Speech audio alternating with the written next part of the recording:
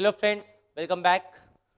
दोस्तों, पिछले concept lecture में हम लोगों ने जनरल इक्वेशंस ऑफ मोशन पढ़ी और हम लोगों ने काफी सारा डिफरेंशिएशन और इंटीग्रेशन सॉल्व किया था। आज का लेक्चर बड़ा सिंपल रखते हैं दोस्तों। आज हमें पढ़ना है about graphs. Now graphs they play very important role, और आप अगर देखेंगे तो जेई में आपको सबसे ज्यादा क्वेश्चन अगर वन डायमेंशनल मोशन में किन्हीं दो टॉपिक से आए हैं दोस्तों, तो उसमें से एक तो आपका पक्का है जनरल इक्वेशन ऑफ मोशन, क्योंकि जेई में वो थोड़ा सा चाहते हैं कि आपने जो नया सीखा है नाइन्थ के अलावा वो आप अप्लाई करें, तो थोड़ा डिफरेंशिएशन इंटीग्रेशन बेस्ड पूछते हैं। और दूसरे आपको सबसे ज्यादा क्वेश्चंस मिलेंगे ग्राफ से। ग्राफ हम लोग अलग अलग टाइप के बताते हैं। देखिए, ग्राफिकल रिप्रेजेंटेशन हमेशा एक क्यों फायदेमंद होता है, तो ग्राफिकल रिप्रेजेंटेशन फायदेमंद इसलिए होता है क्योंकि आप सिर्फ एक ग्राफ को देखकर एक बहुत बड़ा डाटा एनालाइज कर सकते हो। काइनेमेटिक्स में हम लोगों ने कुछ ग्राफ्स बनाए और इन ग्राफ से हम लोग कुछ आउटपुट निकालते हैं। किसी केस में हम ग्राफ के स्लोप से कुछ निकालेंगे, कभी ग्राफ का एरिया निकालेंगे, और इन ग्राफ को उन जगहों पर भी यूज करते हैं दोस्तों जहां पर हम डिफरेंशिएशन इंटीग्रेशन से बचना चाहते हैं। आप पाओगे कि एक क्वेश्चन अगर आप उसको बिना ग्राफ के करते तो आपको एक पेज का सॉल्यूशन करना पड़ जाता और आपको सॉल्व करने में ऑलमोस्ट एक पेज की कैलकुलेशन होती। तो जितनी ज्यादा कैलकुलेशन दोस्तों, उतनी ज्यादा कैलकुलेशन मिस्टेक होने के चांसेस। सही बात है। लेकिन हो सकता है कि वो क्वेश्चन ग्राफ से आपका ओरली हो जाए, ये बिल्कुल पॉसिबल है। और कुछ क्वेश्चंस में तो ग्राफ ट्रिमेंडस रोल प्ले करता है। जैसे मैं सबसे पहला सवाल आपको चलिए ग्राफ को डेवलप करने के लिए एक सवाल लेता हूं। एक बार केवीपीवाई के इंटरव्यू में एक स्टूडेंट रहा मेरा जिसकी ऑल इंडिया रैंक 24 थी। वो जब केवीपीवाई के इंटरव्यू में गया तो उस केवीपीवाई के इंटरव्यू में एक सवाल उससे पूछा गया और वो सवाल बहुत ही जबरदस्त था। बेसिकली वो स्टूडेंट इंदौर में पढ़ रहा था मेरे साथ और इंटरव्यू हुआ भोपाल में। अब दोस्तों, इंदौर और भोपाल के बीच में तकरीबन 200 किलोमीटर्स का डिस्टेंस है। ठीक है, there is a gap of 200 kilometres. और इंदौर और भोपाल के बीच में आप देखेंगे तो एक रेगुलर बस सर्विस है जिसे कहा जाता है चार्टर्ड बसेस।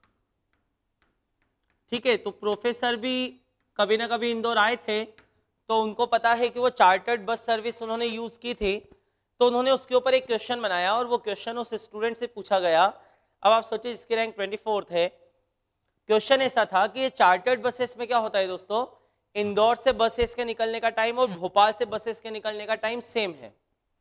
और उन्होंने एक बेंचमार्क बनाया हुआ है कि हम 4 घंटे में सवारी को पहुंचा देंगे। ठीक बात है।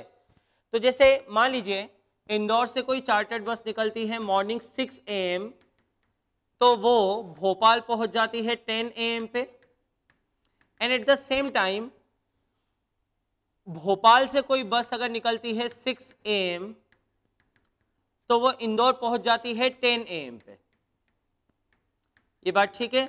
सुबह 6 बजे इंदौर से एक बस निकलकर भोपाल 10 बजे पहुंच जाती है और भोपाल से एक बस 6 बजे निकलकर इंदौर 10 बजे पहुंच जाती है। और ऐसा 6 बजे की बस है, 6:30 बजे की बस है, 7 बजे की बस है। Every half an hour there is a bus from both the sides. ठीक है, and they follow almost same track, आने जाने के ट्रैक भी उनके समान है। अब प्रोफेसर ने क्वेश्चन पूछा, देखिए कितना इंटरेस्टिंग क्वेश्चन है। ये क्वेश्चन में इतनी बार मेरे यहाँ पर टीचर्स के डेमो होते हैं तो मैं टीचर से पूछ चुका हूँ, कई स्टूडेंट से पूछ चुका हूँ, और सबको आपको भी ये क्वेश्चन बड़ा इंटरेस्टिंग लगेगा। प्रोफेसर ने कहा कि उस स्टूडेंट का नाम चहल था। प्रोफेसर ने कहा कि चहल, तुम्हें देखो एक कंडीशन दी है कि एक बस इंदौर से निकली मॉर्निंग 6 o'clock एंड वो भोपाल पहुंची 10 o'clock, और साइमल्टेनियस एक बस भोपाल से निकली 6 o'clock और इंदौर पहुंची 10 o'clock। बीच में मोशन के बारे में आपको कुछ भी नहीं दिया हुआ है। हो सकता है ये बस बीच में पंक्चर हो गई हो, इसको आधे घंटे एक ही जगह पे हॉल्ट करना पड़ गया हो, या ये खराब हो गई हो तो एक दूसरी बस आई हो। लेकिन जो भी हुआ, कैसे भी हुआ, इसकी स्पीड पहले ज्यादा हुई हो, बाद में कम हुई हो, एनी काइंड ऑफ मोशन, किसी भी टाइप का मोशन हो, लेकिन ये बस 6 बजे इंदौर से निकली, 10 बजे भोपाल पहुंची। ये बस 6 बजे इंदौर से निकली, 10 बजे भोपाल पहुंची। यू हैव टू प्रूव, तुम्हें ये प्रूव करना है कि ये बसेस रास्ते में एक बार मिलेंगी। they will meet once in the journey. Now this seems very obvious. चहल ने बोला सर वो तो ऑब्वियसली मिलेंगी, मतलब क्यों नहीं मिलेंगी? एक बस इंदौर से 6 बजे निकली, भोपाल 10 बजे पहुंच रही है 4 घंटे में। एक बस भोपाल से 6 बजे निकली, इंदौर पहुंच रही है 10 बजे 4 घंटे में, तो वो क्यों नहीं मिलेंगे? दे शुड मीट, वो तो मिलना ही चाहिए। लेकिन प्रोफेसर ने बोला नहीं, इसको मैथमेटिकली प्रूव करो, इसको प्रूव करना है। चहल ने बोला सर हम ये मान सकते हैं क्या कि बस की स्पीड कांस्टेंट है? उन्होंने बोला नहीं, हो सकता है पहले ये बस बहुत तेज चली हो इंदौर से भोपाल की तरफ, फिर बाद में धीरे हो गई हो, या बीच में टायर पंक्चर हो गया हो, या कुछ भी हो गया हो। आपको बीच के मोशन के बारे में कुछ नहीं दिया है, आपको ये प्रूव करना है। अब दोस्तों उस समय तो चहल से शायद वो क्वेश्चन क्रैक नहीं हो पाया। बाद में हम लोगों ने जब डिस्कस किया तो उसी ने ऐसा बाद में सोचा, और एक वंडरफुल आंसर। ये सवाल बहुत छोटा है, कैसे? देखिए दोस्तों, एक ग्राफ आप बना लीजिए, position time graph. Just make a position time graph. एक पोजीशन आपके पास है इंदौर, एक पोजीशन आपके पास है भोपाल, एक टाइम आपके पास है 6 o'clock, एक टाइम आपके पास है 10 o'clock। नाउ थिंक, एक बस इंदौर में है 6 o'clock पर, इसको मैं इसे डॉट से रिप्रेजेंट करता हूं, और यही bus, the same bus is at Bhopal at 10 o'clock। ये बस भोपाल में है 10 o'clock पर। देखिए सॉल्यूशन कितना शानदार है इसका। एक बस 6 बजे इंदौर में है, 10 बजे भोपाल में। साइमल्टेनियसली सेकेंड बस 6 o'clock पर भोपाल में है, इसको मैं दूसरे कलर के चौक से रिप्रेजेंट कर रहा हूं, क्रॉस कर से। और यही बस 10 बजे इंदौर आ गई। तो मैंने क्या किया, एक पोजीशन टाइम ग्राफ बना लिया। मुझे सिर्फ जो चीजें दी है मैंने वो बना ली। 6 बजे एक बस इंदौर, वही बस 10 बजे भोपाल, तो 6 बजे उसकी पोजीशन इंदौर है, 10 बजे उसकी पोजीशन भोपाल है। ग्राफ इतना तो आप बेसिक समझते हैं। एक बस 6 बजे भोपाल है, उसकी पोजीशन भोपाल, 10 बजे वो इंदौर है, उसकी पोजीशन इंदौर।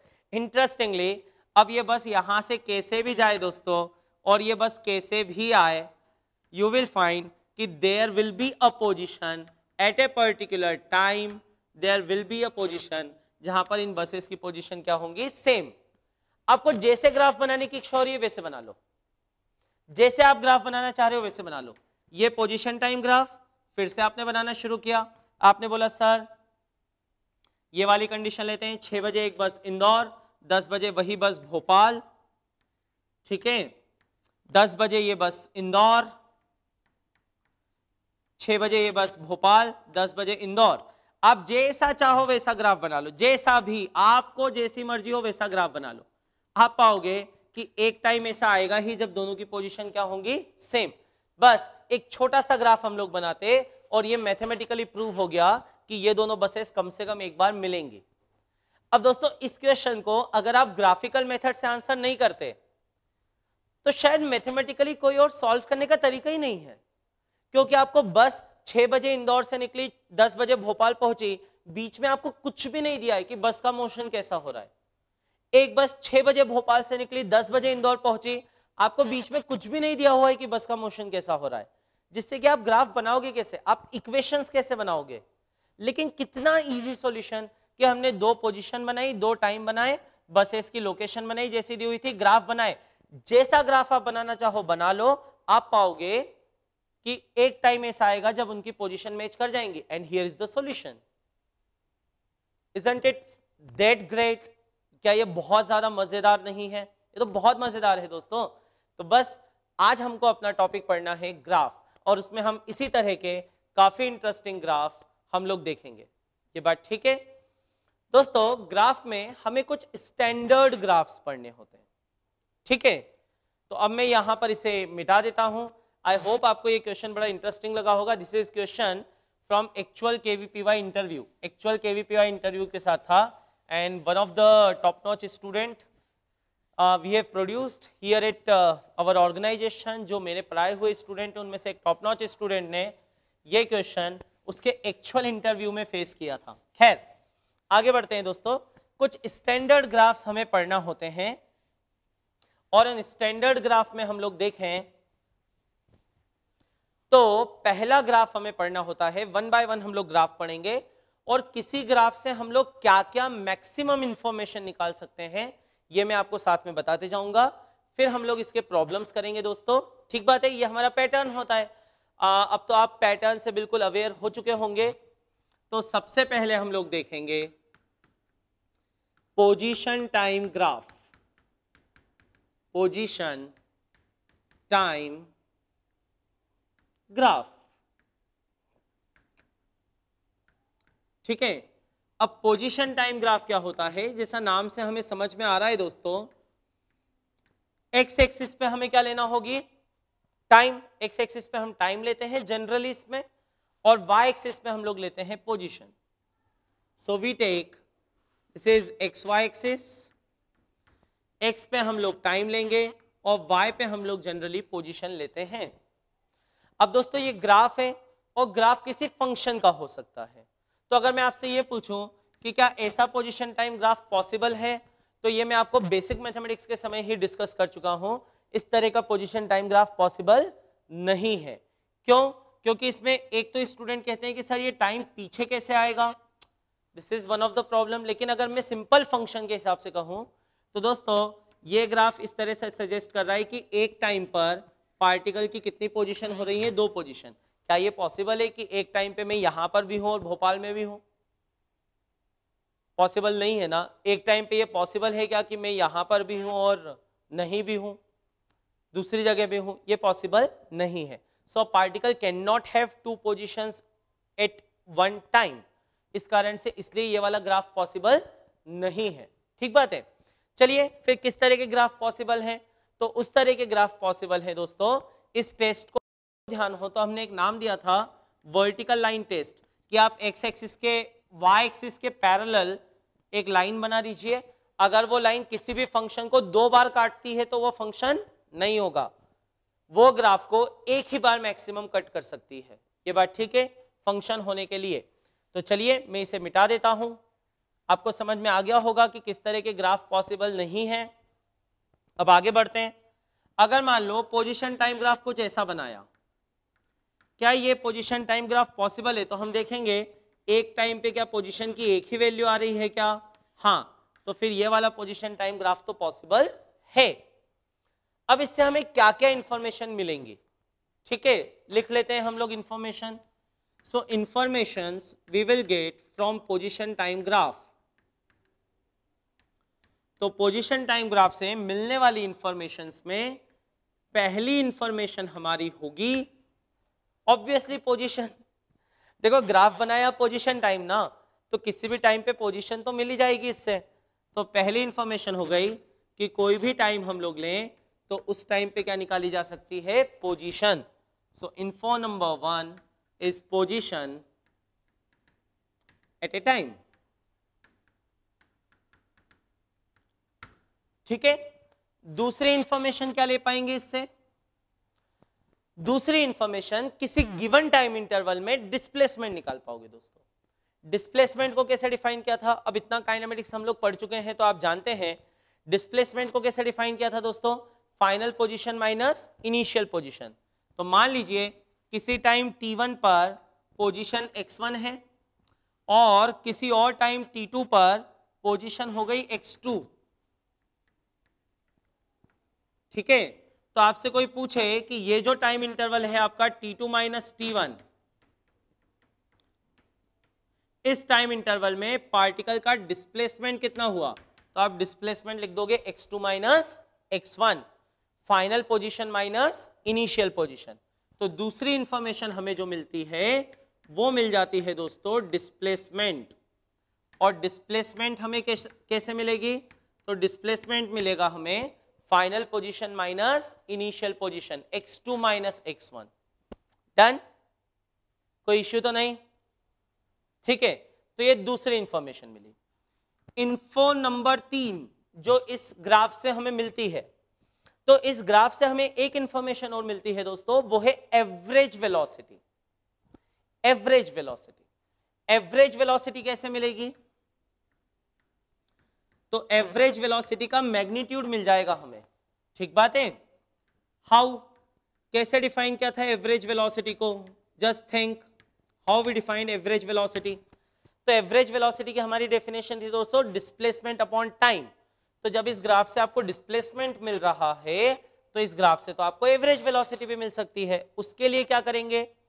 उसके लिए देखिए ये दो पॉइंट आए ना, तो इन दो पॉइंट को ज्वाइन करते हुए एक लाइन बनाएंगे दोस्तों। इस लाइन को आप लोग जानते हैं, छोटी क्लासेस से आप पढ़ चुके हैं, बेसिक मैथमेटिक्स में मैं बता भी चुका हूं। इस लाइन को हम लोग नाम देते हैं सेकेंट, इसे कहा जाता है सेकेंट। ये बात ठीक है? जो किसी कर्व को दो पॉइंट पे कट करे और एक पॉइंट को छूते हुए गुजर जाए उसे क्या कहा जाता है? टेंजेंट। वो सेकेंट की क्या होती है? Limiting value. सही है, तो ये कहलाती है सेकेंट। तो अगर ये जो सेकेंट है इसमें अगर आप ध्यान से देखें तो ये वाली लेंथ, दिस लेंथ, ये आपकी हो रही है x2 माइनस x1 और ये लेंथ हो रही है t2 माइनस t1। ठीक है, तो एवरेज वेलोसिटी कैसे निकालेंगे हम लोग? Displacement upon time. तो डिस्प्लेसमेंट अपॉन टाइम निकालें दोस्तों, तो अगर इस एंगल को मैं थीटा नाम दे दूं तो एवरेज वेलोसिटी हम लोग निकालेंगे बाय x2 माइनस x1 यानी कि displacement upon time t2 minus t1। ठीक है, इसे मैं ऐसा बॉक्स में लिख देता हूं और इसी को एक कॉन्सेप्ट में यहां पे और लिख सकता हूं। इसे हम लोग निकालेंगे एज स्लोप ऑफ सीकेंट। इसे सेकेंड का क्या निकालेंगे? स्लोप। स्लोप का मतलब सिंपल क्या होता है? Tan theta. यहां पर थीटा क्या होता है दोस्तों? बेसिक मैथमेटिक्स में खूब डेप्थ में डिस्कस कर चुके हैं। यहां पे थीटा क्या होता है?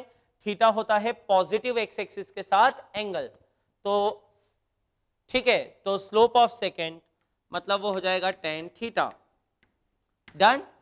तो इंफॉर्मेशन हमें क्या क्या मिल रही है पोजीशन टाइम ग्राफ से? पोजीशन टाइम ग्राफ से इंफॉर्मेशन मिली, पोजीशन मिल गई ऑब्वियसली, एक तो डिस्प्लेसमेंट मिल गया by change in position, final position minus initial position, average velocity मिल गई बाय स्लोप ऑफ सेकेंड।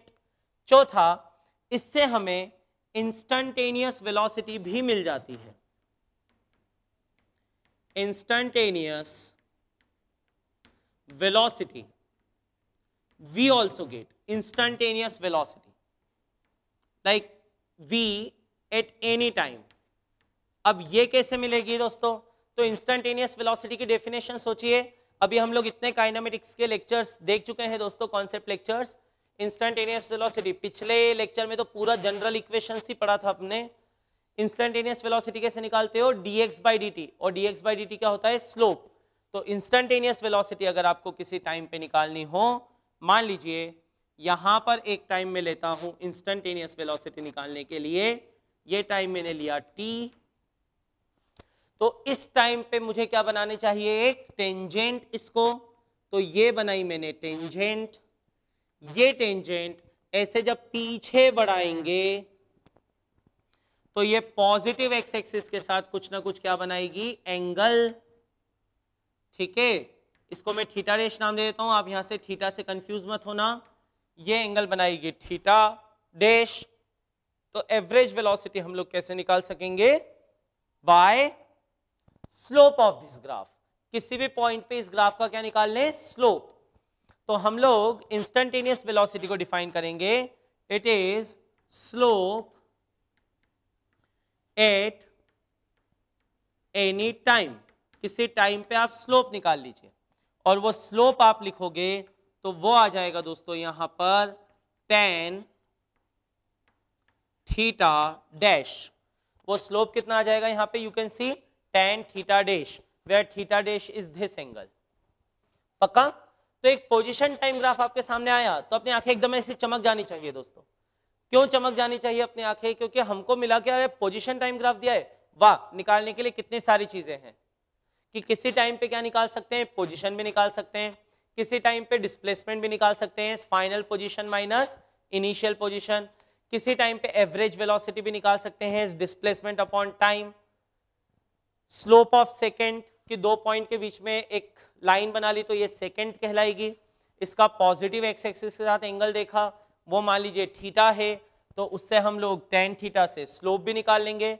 और किसी पॉइंट पर हम लोग इंस्टेंटेनियस वेलोसिटी भी निकाल सकते हैं बाय ड्राइंग अ टेंजेंट, उस पॉइंट पर एक टेंजेंट बनाकर। ये बात ठीक है। और tan थीटा डैश लिखकर इंस्टेंटेनियस वेलोसिटी भी निकाली जा सकती है। अब दोस्तों ये पोजीशन है,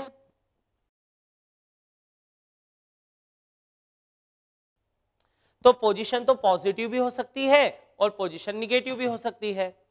आपने क्या किया दोस्तों, आपने ओरिजिन डिफाइन कर लिया और ओरिजिन के इस डायरेक्शन में पोजीशन को आप पॉजिटिव मान रहे हो, तो जब भी पार्टिकल ओरिजिन के लेफ्ट में होगा आपके लिए, राइट में आप पॉजिटिव मान रहे हो तो लेफ्ट में होगा तो पोजीशंस निगेटिव आएंगी। तो अगर कभी मान लीजिए कोई ग्राफ ऐसा मिल जाए, पोजीशन टाइम ग्राफ, अगर पोजीशन टाइम ग्राफ कुछ इस तरह का मिल जाए तो भी चलेगा। क्यों? क्योंकि पोजीशन निगेटिव हो सकती है, इसमें कहीं कोई प्रॉब्लम नहीं है, सही है। लेकिन अगर पार्टिकल का डिस्टेंस ट्रेवल्ड निकालना हो तो डिस्टेंस निगेटिव नहीं हो सकता। ये बात ठीक है। तो ये 4 इंफॉर्मेशन तो कुछ लिखी मैंने जो इससे अपने को डायरेक्ट आपको दिख रही है, लेकिन कुछ इनडायरेक्ट इंफॉर्मेशन भी होंगी जो इस ग्राफ से आप निकाल सकते हो। लिखिएगा नंबर 5 नंबर 5। आप बोलोगे कि सर आपने इतनी सारी चीजें लिखवा रहे हो।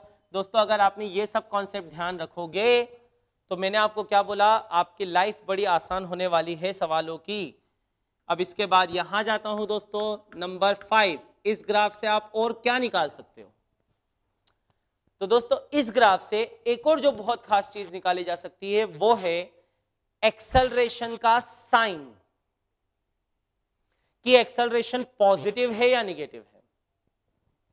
तो इस ग्राफ से हम एक और चीज निकाल सकेंगे, वो है साइन ऑफ एक्सेलरेशन, कि एक्सेलरेशन पॉजिटिव है या एक्सेलरेशन निगेटिव है या एक्सेलरेशन नहीं है, ये भी निकाल सकते हैं। आप बोलोगे कैसे? दोस्तों देखिए हम लोगों ने कॉन्सेप्ट ऐसा पढ़ रखा है, एक्सेलरेशन होता है dv बाई dt, ठीक है, और वेलोसिटी क्या होती है दोस्तों, dx बाई dt। तो यहां पर हम लोग देखें तो अगर वेलोसिटी की जगह में dx बाई dt रख दूंगा, तो dx बाई dt अगर रख दिया तो ये हो जाएगा d2x बाई dt2। क्या हो जाएगा ये? d2x by dt2। तो यहां पर d2x बाई dt2 हो जाएगा। अच्छा ये तो सेकेंड डेरिवेटिव आ गया ना, सेकेंड डेरिवेटिव। और दोस्तों हमने ऐसा पढ़ा हुआ है कि सेकेंड डेरिवेटिव का साइन तो हम लोग निकाल सकते हैं। कैसे? तो दोस्तों सेकेंड डेरिवेटिव का अगर आपको साइन निकालना हो तो आपको सिर्फ ये देखना होता है कि ग्राफ कॉन्केव अप है या कॉन्केव डाउन। याद कीजिए हमारा बेसिक मैथमेटिक्स वाले लेक्चर्स, अगर आपने वो लेक्चर्स देखे हैं, आपने वो लेक्चर्स सुने हैं और अच्छे समझे हैं, तो आप बेसिक मैथमेटिक्स वाले लेक्चर्स में अगर ध्यान से देखेंगे तो ये मैंने आपसे डिस्कस किया था जब हम लोग मैक्सिमा मिनिमा डिस्कस कर रहे थे, कि जो सेकेंड डिफरेंशिएशन होता है दोस्तों, वो सेकेंड डिफरेंशिएशन हमें किसी ग्राफ की कॉन्केविटी बताता है, कि ये ग्राफ कटोरे जैसा है, यानी ऊपर की तरफ कॉन्केव अप है, और अगर ये कॉन्केव अप होगा तो सेकेंड डिफरेंशिएशन क्या होगा, पॉजिटिव। या ये ग्राफ ढक्कन जैसा है, अगर ये ढक्कन जैसा होगा तो सेकेंड डिफरेंशिएशन क्या होगा, निगेटिव। तो हम ऐसा देखेंगे, लिखिएगा if position time graph is concave up, मैं एक एक करके कॉन्सेप्ट मिटाते जाता हूं। If position time graph is concave up, अगर position time graph concave up है, लिखिए then acceleration would be positive. So if xt graph is concave up, is concave up, concave up, तो हम लोग लिख सकेंगे then acceleration would be positive। ये बात ठीक है, एक्सेलरेशन पॉजिटिव होगा। क्या ये कॉन्सेप्ट आपको समझ में आया? ठीक है, क्योंकि एक्सेलरेशन पोजीशन टाइम ग्राफ के दूसरे डिफरेंशिएशन से दिया जाएगा। पहला डिफरेंशिएशन पोजीशन का करोगे तो वेलोसिटी मिलेगी, दूसरा करोगे तो एक्सेलरेशन मिलेगा। तो ये d2x/dt2 है, दूसरा डिफरेंशिएशन है ना। और सेकेंड डेरिवेटिव हमें क्या दे देता है दोस्तों, सेकेंड डेरिवेटिव हमें दे देता है कि एक्सेलरेशन पॉजिटिव होगा या निगेटिव। जैसे मैं आपको जो ग्राफ बनाया हुआ है उसी में समझा देता हूं। जैसे देखो, ये ग्राफ मैंने तो ऐसे मन से बना दिया था, लेकिन इसमें भी हमें कुछ चीजें दिख रही हैं। जैसे देखिए, यहां से यहां तक का पोर्शन देखो, यहां से यहां तक का पोर्शन, इस पोर्शन में क्या दिख रहा है, ये कॉन्केव डाउन है। तो कॉन्केव डाउन है मतलब बिंदास बोलो कि यहाँ पे एक्सेलरेशन निगेटिव होगा सर। फिर यहां से यहां तक के ग्राफ में दिखा कि ये कॉन्केव अप है, ये कॉन्केव अप है, ऐसा ऊपर की तरफ अप है, तो बिंदास बोलो कि एक्सेलरेशन पॉजिटिव होगा। यहां पर ये ग्राफ फिर से कॉन्केव डाउन आया, कॉन्केव डाउन आया, तो बोलो कि एक्सेलरेशन निगेटिव होगा। यहां कॉन्केव अप आया, तो जितने हिस्से में अप है बोलो एक्सेलरेशन पॉजिटिव होगा, हाँ या ना। तो अगर किसी पोजीशन टाइम ग्राफ में ऐसा मिला तो एक तो मैंने लिखवा दिया, if x t graph is concave up acceleration positive, and if concave down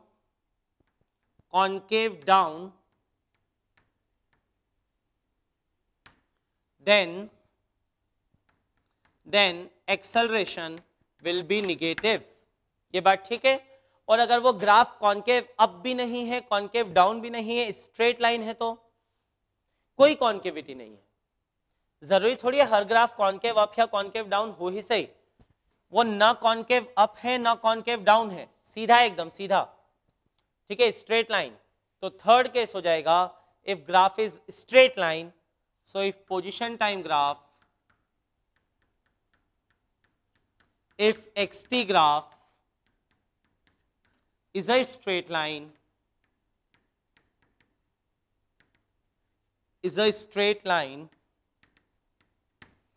ठीक है, अगर ये एक स्ट्रेट लाइन है तो फिर बिंदास बोलो कि एक्सेलरेशन क्या होगा, zero, acceleration would B zero. ये बात ठीक है, क्या ये बात अपने को क्लियर हो रही है अच्छे से, डन। तो आगे बढ़ते हैं दोस्तों, आगे देखिए, तो पोजीशन टाइम ग्राफ से देखिए 5 इंफॉर्मेशन तो निकाल ली मैंने।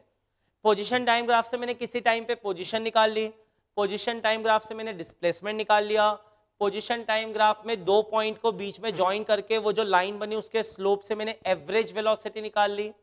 पोजीशन टाइम ग्राफ पे किसी पॉइंट पे टेंजेंट डाल के उसके स्लोप से मैंने इंस्टेंटेनियस वेलोसिटी निकाल ली। और पोजीशन टाइम ग्राफ को सिंपली देखकर कि ये कॉन्केव अप है या कॉन्केव डाउन है, मैंने ये भी बता दिया कि एक्सेलरेशन का साइन पॉजिटिव है या निगेटिव है। क्या ये बात आपको समझ में आ रही है, ये बात ठीक है। और दोस्तों, पोजीशन टाइम ग्राफ में इधर का आपने ये बना लिए होंगे सब, तो मैं अब इधर से मिटाते जाता हूं, या चलिए इधर आपने लिख लिया होगा, तो मैं पोजीशन टाइम ग्राफ रहने देता हूं यहां पर और ऐसे बनाते जाता हूं इसे। तो दोस्तों देखो, पोजीशन टाइम ग्राफ में ही अगर हम लोग और समझें तो जैसे position time graph straight line है, तो स्ट्रेट लाइन में देखिए पहली बात तो वो ग्राफ तो होना चाहिए ना।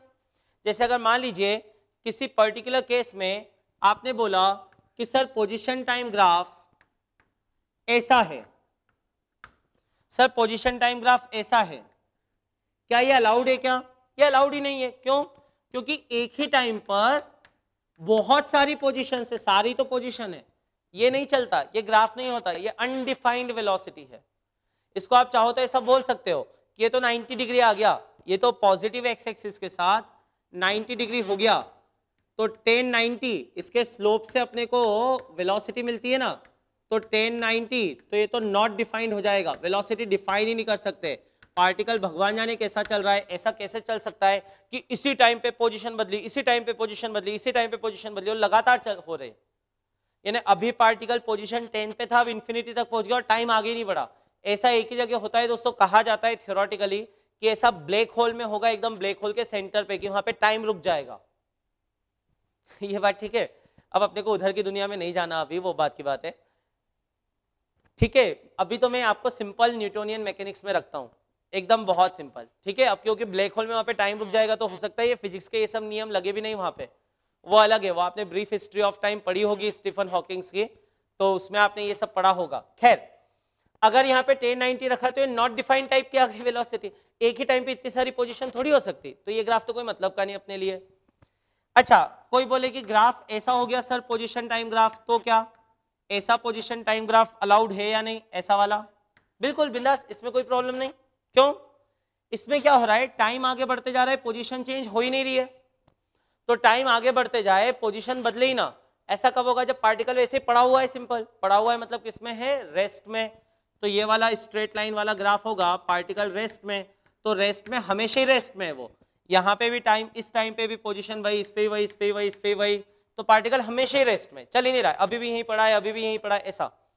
तो फिर जब चल ही नहीं रहा है, ना चल रहा है, ना चलने की कोई इच्छा है, हमेशा ही वहां पड़ा हुआ है, तो फिर उसका एक्सेलरेशन भी क्या होगा, जीरो। ये बात ठीक है? So it's acceleration would also be zero. Done? पक्का? अब यहां तो कोई मतलब ही नहीं दोस्तों पोजीशन एक्सेलरेशन कुछ डिफाइन करने से, अजीब ही चल रहा है, वो तो ग्राफ ही नहीं है वो मैथ्स के हिसाब से तो। अच्छा, पोजीशन टाइम ग्राफ ऐसा स्ट्रेट लाइन हुआ, चलिए मैं आपको अलग अलग केसेस करवा रहा हूं। पोजीशन टाइम ग्राफ ऐसा स्ट्रेट लाइन हुआ, तो पहली बात तो position time graph straight line दिखा ना, तो जैसे ही position time graph straight line दिखा तुरंत बोलो, क्या बोलोगे? तुरंत, तुरंत बोलेंगे कि एक्सेलरेशन तो है ही नहीं सर इसमें, तो एक्सेलरेशन इज जीरो। अच्छा, एक्सेलरेशन जीरो है, लेकिन यहां पे स्लोप तो दिख रहा है अपने को, और स्लोप पॉजिटिव है कि निगेटिव है? तो एंगल कैसा है, ऑब्ट्यूस, तो टेन ऑब्ट्यूस एंगल का कैसा होता है, ऑल सिल्वर टी कप, सो टेन ऑब्ट्यूस एंगल का क्या होता है आपका, निगेटिव। तो यहाँ पे वेलोसिटी कैसी है, निगेटिव, लेकिन कांस्टेंट है, so velocity is negative but constant. पक्का? तभी तो एक्सेलरेशन जीरो है, वो यूनिफॉर्म चल रहा है, एक जैसा एक ही तरफ जाते जा रहा है कांस्टेंट वेलोसिटी से, निगेटिव डायरेक्शन में जा रहा है, जाते ही जा रहा है कांस्टेंट वेलोसिटी से। आई बात समझ में? तो यहाँ पे वेलोसिटी क्या होगी दोस्तों, निगेटिव। डन? और कांस्टेंट होगी, सही है। और निगेटिव सिर्फ ये बताता है आपको कि जिस डायरेक्शन को आपने पॉजिटिव माना हुआ है, अभी वेलोसिटी उसके एकदम निगेटिव है, अपोजिट है, ठीक है। और चलिए मुझे कुछ ग्राफ आपको और मैं पोजीशन टाइम ग्राफ बनवाता हूं, और आप मुझे उनसे बताते जाइए कि आपको क्या क्या लॉजिक मिले, ठीक है। और पोजीशन टाइम ग्राफ बनाते हैं दोस्तों, एक ग्राफ में ही देखिए कितना सारा पढ़ना होता है। देखिए हर ग्राफ में इतना नहीं पढ़ना, लेकिन position time graph, velocity time graph, acceleration time graph, velocity position graph, ये थोड़े से अच्छे ग्राफ है जिन पे सवाल भी आते हैं, तो ऐसे वाले ग्राफ तो थोड़ा हम लोगों को डिटेल में डिस्कस करनी ही चाहिए, ठीक है। अब जेई के लिए पढ़ रहे हैं दोस्तों, तो जेई के लिए पढ़ रहे हैं तो थोड़ा जेई के हिसाब से पढ़े भी तो सही नहीं। तो यहां पे आएगा, अगर मान लीजिए पोजीशन टाइम ग्राफ ऐसा आया, ऐसा ऐसा, तो क्या समझोगे? तो मुझे देख के कुछ कुछ चीजें समझ में आ रही हैं, जैसे एक तो इसे मैं किसी भी पॉइंट पर अगर टेंजेंट बनाता हूं,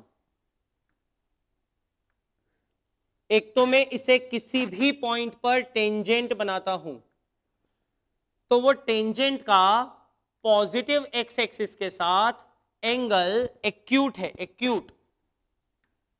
इस टेंजेंट का पॉजिटिव एक्स एक्सिस के साथ एंगल एक्यूट है, एक्यूट।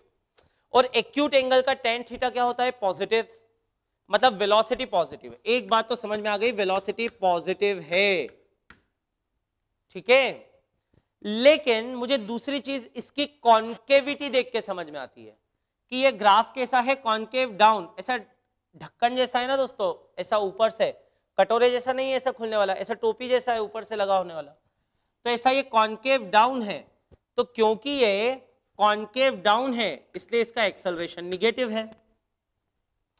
तो इससे मुझे क्या समझ में आया, इससे मुझे ये समझ में आया दोस्तों कि वेलोसिटी इसकी पॉजिटिव है।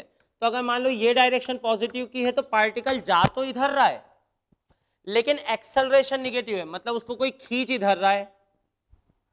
तो अगर मान लो गाड़ी जा उधर रही हो और मैं पीछे से खींच रहा हूं, गाड़ी उधर जा रही है और मैं पीछे से पुल कर रहा हूं, तो उसकी स्पीड बढ़ेगी या कम होगी, कम होगी। अगर इनके डायरेक्शन अपोजिट हैं, एक पॉजिटिव एक निगेटिव है, मतलब ये ग्राफ मुझे क्या रिप्रेजेंट कर रहा है, स्लोइंग डाउन। अब मैं इस ग्राफ को देख के ही बोल सकता हूं कि ये पार्टिकल धीरे होते जा रहा है, इट इज स्लोइंग डाउन। पक्का? So this particle is slowing down. Is it okay? Done. फिर अगर मैं आगे बढ़ता हूं इसमें, अगर मान लीजिए मुझे कोई ग्राफ मिला इस तरह का, अगर कोई ग्राफ मिला इस तरह का कि उसमें यहां पर मैंने बनाई पोजीशन, यहां पे बनाया टाइम, और अगर पोजीशन टाइम ग्राफ ऐसा बना, ऐसा, तो मैं इसे देख देख के क्या क्या चीजें बोल सकता हूं। देखो ध्यान से समझो। तो आप तो एक यही बोलोगे कि सर कोई सा भी पॉइंट लिया किसी भी टाइम पे, इसको अगर टेंजेंट बनाई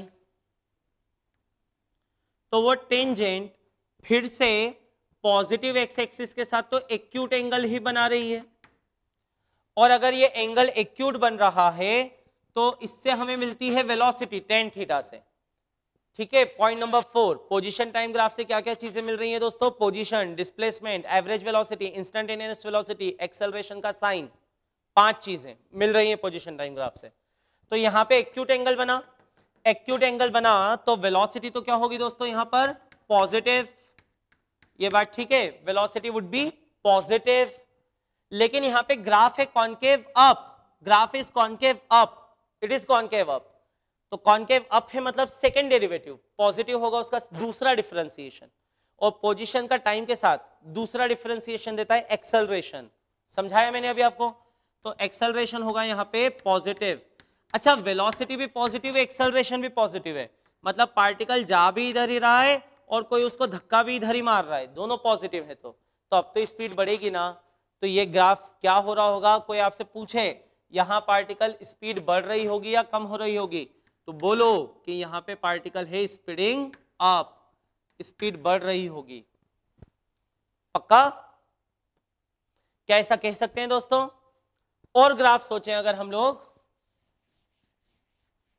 और पोजीशन टाइम ग्राफ में हम लोग समझें, तो देखिए जैसे आप अपनी कॉन्सेप्ट शीट का एक क्वेश्चन उठाएं, तो देखो कॉन्सेप्ट शीट का एक क्वेश्चन हमें ऐसा दिख रहा है। क्वेश्चन नंबर 17 आप लोग देखिए दोस्तों, बेस्ड ऑन ग्राफ्स। और क्वेश्चन नंबर 17 में आपको कहा जा रहा है, अब ये भी आईआईटी में पूछा हुआ सवाल है दोस्तों, जेई में, बेसिकली जेई मेंस में। A body is at rest at x equal to 0, एक बॉडी x इक्वल टू 0 पर रेस्ट में है। At t equal to 0 it starts moving in the positive x direction with a constant acceleration. दोस्तों क्या दिया है कि एक बॉडी है x इक्वल टू 0 पे पहले रेस्ट में थी, उसने पॉजिटिव एक्स एक्सिस पे चलना शुरू किया विद कांस्टेंट एक्सेलरेशन, ऐसा उसको दिया उसने। ठीक है। At the same instant another body passes through x equal to 0, ठीक इसी मोमेंट पे यहां से एक बॉडी और पास हुई, लेकिन वो कांस्टेंट वेलोसिटी से चल रही थी, and it was moving with constant velocity. सही है। उसी इंस्टेंट पे t इक्वल टू 0 पे इसने यहां से चलना शुरू किया, और वो पहले से चलते हुए आ रही थी, लेकिन अभी वो जस्ट उसी मोमेंट पे यहां से पास हुई। ठीक है। तो वो क्या बोल रहा है? The position of first body is given by x1t, t समय बाद ये पहली बॉडी यानी जिसने अभी चलना शुरू किया, इसकी पोजीशन x1 है, और जो दूसरी बॉडी है उसकी पोजीशन x2 है। तो बताओ कि x1 माइनस x2 का टाइम के साथ इन चारों में से कौन सा ग्राफ होगा? ये जेई मेन में पूछा हुआ एक क्वेश्चन है दोस्तों, जो इनिशियली AIEEE के नाम से होती थी, उसमें ये सवाल आया, NITs में एडमिशन के लिए होती है, कि इनमें से कौन सा ग्राफ होगा। अब दोस्तों ये तो वैसे ही लॉजिकल हो जाए, वैसे ही लॉजिकल कैसे? देखो इंटरेस्टिंगली आप एक बात नोटिस करो, इस गाड़ी ने अभी चलना शुरू किया, ये पहले से चल रही थी, तो जो गाड़ी ने अभी चलना शुरू किया है और जो पहले से चल रही थी, तो दोस्तों जो पहले से चल रही थी वो आगे हो जाएगी ना, क्योंकि इसने तो अभी 0 से स्पीड पकड़ना शुरू की और ये पहले से चल रही थी। मान लीजिए एक कार है, उसने अभी 0 से, मान लो एकदम फेरारी जैसी कार है कि 0 to 100 in 6 seconds, 0 to 100 in 3 seconds, एकदम इतना एक्सेलरेशन भी हो सकता है। लेकिन वो कार तो पहले से चल रही थी ना, तो इसको 0 से स्पीड बढ़ानी है और वो पहले से चल रही है, तो शुरुआत में वो आगे हो जाएगी, लेकिन इसकी स्पीड तो बढ़ते जा रही है ना, यानी कभी ना कभी तो ये उसको क्रॉस कर ही जाएगी, हाँ या ना। तो शुरुआत में, एकदम शुरुआत में t इक्वल टू 0 पे, देखिए इस ग्राफ को ध्यान से देखें, तो x1 माइनस x2, x1 और x2 दोनों ओरिजिन पे थे, तो x1 माइनस x2 पहले 0 होगा एकदम शुरुआत में, लेकिन बाद में ये एक बार और 0 होगा। क्यों एक बार और 0 होगा? क्योंकि भले ही ये कार शुरुआत में आगे निकल जाए, पर इसकी स्पीड बढ़ती ही जा रही है, तो कभी ना कभी तो ये उसको क्रॉस कर ही जाएगी, तो एक बार ग्राफ में एक बार 0 और आएगा। तो दोस्तों आपका ऑप्शन ए तो वैसे ही कट गया, क्योंकि उसमें तो एक ही बार 0 है। अब बचे बी, सी और डी। अब देखो इधर मैंने आपको जो इतना समझाया उसके हिसाब से तो आपका आंसर ही आ जाएगा। कैसे? दोस्तों इसका एक्सेलरेशन पॉजिटिव है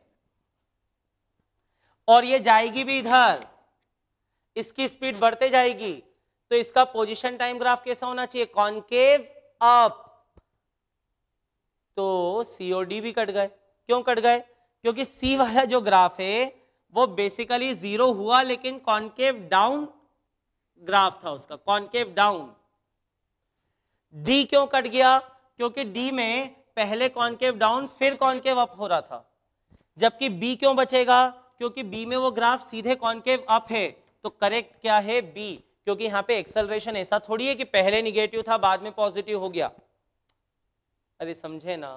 तो दोस्तों ये अगर आपको कॉन्सेप्ट्स क्लियर हो जो मैंने आपसे अभी डिस्कस किए, कॉनकेव डाउन कॉनकेव अप वाले, जिससे कि एक्सेलरेशन का साइन मिलता है, तो दोस्तों इस तरह के सवाल तो आप लोग ओरली सॉल्व कर सकते हो।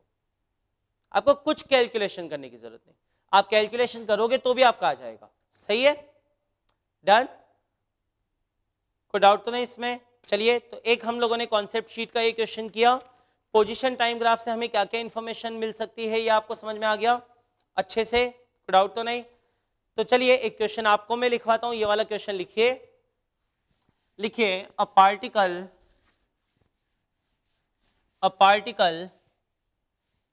is thrown vertically upwards. A particle is thrown vertically upwards with some speed. A particle is thrown vertically upwards with some speed. लिखिएगा, take upward direction is positive. Take upward direction is positive. Draw position time graph of the particle. Draw position time graph of the particle. एक particle है दोस्तों, उसको ऊपर फेंका गया से सम speed u, तो वो ऊपर जाके वापस से वहां तक आएगा, तो अपने को इसका पोजीशन टाइम ग्राफ बनाना है। ठीक है? अब दोस्तों कुछ मैथ्स वैथ्स लगा के नहीं करना, बहुत ज्यादा सिंपल लॉजिक लगाइए। अच्छा, जब पार्टिकल को ऊपर फेंका तो क्या इसमें एक्सेलरेशन होगा?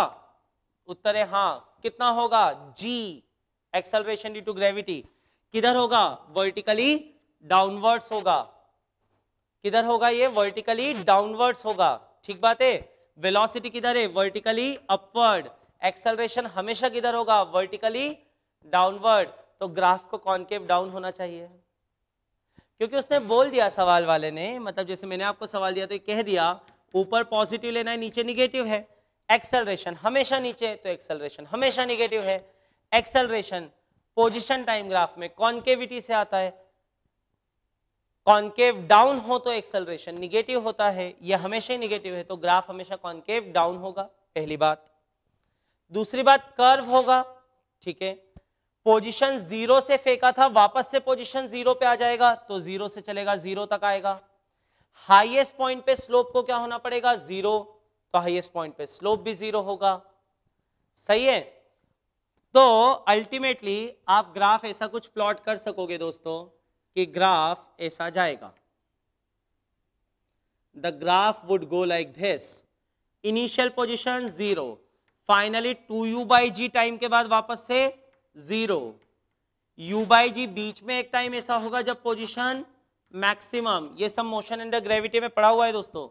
तो यहां पर स्लोप क्या हो जाएगा, स्लोप 0, तो वेलोसिटी यहां पे 0। एक्सेलरेशन हमेशा क्या होगा, लेस देन 0, क्योंकि डाउनवर्ड्स है, ये बात ठीक है, क्योंकि डाउनवर्ड्स है, इसलिए ग्राफ कैसा होगा, कॉन्केव डाउन। सब लॉजिक समझ में आ गए, सारे ही लॉजिक समझ में आ गए, ठीक बात है। अदरवाइज आप इस सवाल को करते तो कैसे करते, पहले इक्वेशन बनाते पोजीशन की ut minus half gt square, फिर टाइम की एक वैल्यू डालते और ग्राफ बनाते। अरे कुछ नहीं, एक्सेलरेशन हमेशा निगेटिव है ना, कॉन्केव डाउन, 0 से 0 पे लाना है, स्लोप हाईएस्ट पॉइंट पे 0 करना है क्योंकि रुकेगा पार्टिकल, बस ये ग्राफ बन गया, ठीक है। हाँ, इस इक्वेशन से ये जरूर मदद मिल जाएगी दोस्तों कि यहां पर अगर इसको एक बार डिफरेंशिएट करें तो वेलोसिटी आएगी, 2 बार करें तो एक्सेलरेशन आता है। ये क्वाड्रेटिक पॉलिनोमियल है ना टी में, क्वाड्रेटिक, तो क्वाड्रेटिक है तो ये ग्राफ नेचर में कैसा होगा, तो हम लोग ये जरूर बोल सकते हैं कि ये ग्राफ नेचर में कैसा होगा दोस्तों, parabolic. This graph would be a parabola. Is it okay? क्या ये बात हमें समझ में आ रही है दोस्तों, पक्का? तो अभी तो मैंने एक ही ग्राफ डिस्कस किया है दोस्तों इतनी देर, पोजीशन टाइम ग्राफ। अब दूसरे ग्राफ पे आते हैं दोस्तों, हेडिंग डालिएगा, second graph would be, so second graph would be a velocity time graph. Heading डालो, heading, second graph would be a velocity time graph. दोस्तों पोजीशन टाइम ग्राफ तो आपको अच्छे से समझ में आ गया होगा, बहुत अच्छे से, ठीक है। अब मैं सेकेंड ग्राफ आपसे डिस्कस करना चाहता हूं और उससे भी हम लोग जितनी ज्यादा इंफॉर्मेशन निकाल सकेंगे हम उतनी ज्यादा इंफॉर्मेशन निकालने की कोशिश करेंगे, ठीक है। So next is velocity time graph. So put a heading velocity time graph. देखिए अभी मैंने आपको पोजीशन टाइम ग्राफ से कुछ खास बातें निकालना बताई, अब हम लोग बात करते हैं वेलोसिटी टाइम ग्राफ की। तो वेलोसिटी टाइम ग्राफ में भी क्या करेंगे दोस्तों हम वेलोसिटी टाइम ग्राफ में भी एक्स एक्सिस पर लेंगे टाइम को और वाई एक्सिस पर लेंगे वेलोसिटी को, ठीक है। So will take velocity on y axis and time on x axis, ठीक है। और एक बात तो दोस्तों अपनी इन जनरल है ही, जैसे कि वेलोसिटी टाइम ग्राफ बना है तो वेलोसिटी टाइम का फंक्शन होना चाहिए, और फंक्शन में जैसा भी मैंने आपको पोजीशन टाइम ग्राफ में भी बताया दोस्तों कि एक ही टाइम पर वेलोसिटी की 2 वैल्यू बिल्कुल भी नहीं आनी चाहिए, ये आपको क्लियर हो गया एकदम, ठीक है। अब मान लीजिए एक वेलोसिटी टाइम ग्राफ बनाया मैंने, सो velocity time graph could be like this also. Velocity time graph तो कुछ इस तरह का भी हो सकता है। अब आप मुझे बताइए इससे क्या क्या इंफॉर्मेशन हम लोग निकाल सकते हैं, ठीक बात है। सो what are the various information we could obtain from a velocity time graph? So let's talk about those informations. So number one, what we can retrieve from a velocity time graph is obviously velocity as a function of time. एक तो हम लोग क्या निकाल सकते हैं दोस्तों, किसी भी टाइम पर पार्टिकल की वेलोसिटी। इसमें तो खैर अब कुछ रॉकेट साइंस बचा नहीं दोस्तों, जो मैं आपको नया उसमें बताऊं कि हम लोग किसी भी टाइम पर पार्टिकल की वेलोसिटी बता सकते हैं। So we could obtain number 1 velocity, ठीक है, as at a particular time, at an instant, I would say किसी इंस्टेंट पे हम लोग वेलोसिटी निकाल सकते हैं। अच्छा हम लोग स्पीड भी निकाल सकते हैं, जैसे देखो यहां पर वेलोसिटी निगेटिव आ रही है इस टाइम पर, लेकिन पार्टिकल की स्पीड निगेटिव थोड़ी आएगी, पार्टिकल की स्पीड तो इसका क्या होगा, magnitude. So we can also find speed, हम लोग स्पीड भी निकाल सकते हैं, ठीक है।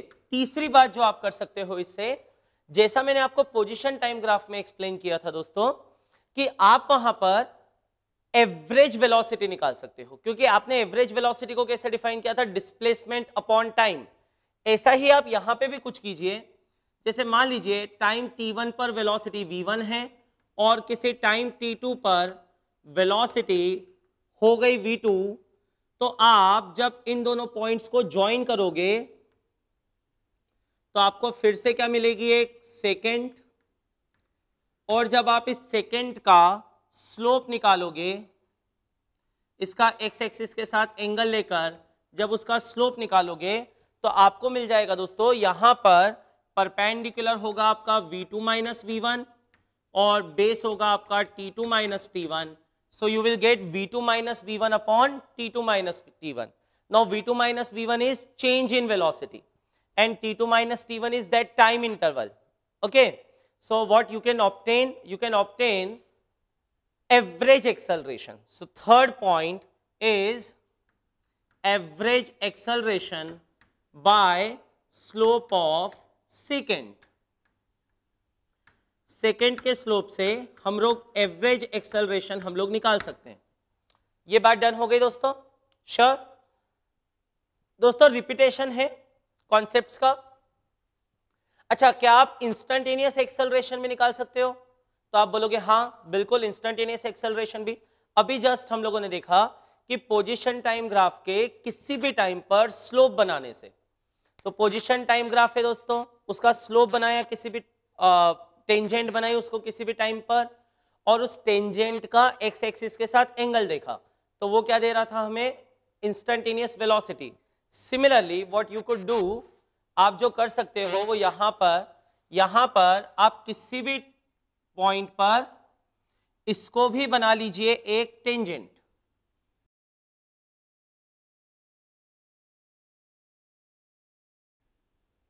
ये आपने मान लीजिए टेंजेंट बनाई, इस टेंजेंट का एंगल थीटा डैश हुआ, तो ये टेंजेंट का स्लोप आपको क्या रिप्रेजेंट करेगा दोस्तों?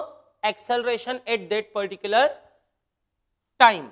सो we can obtain obviously instantaneous acceleration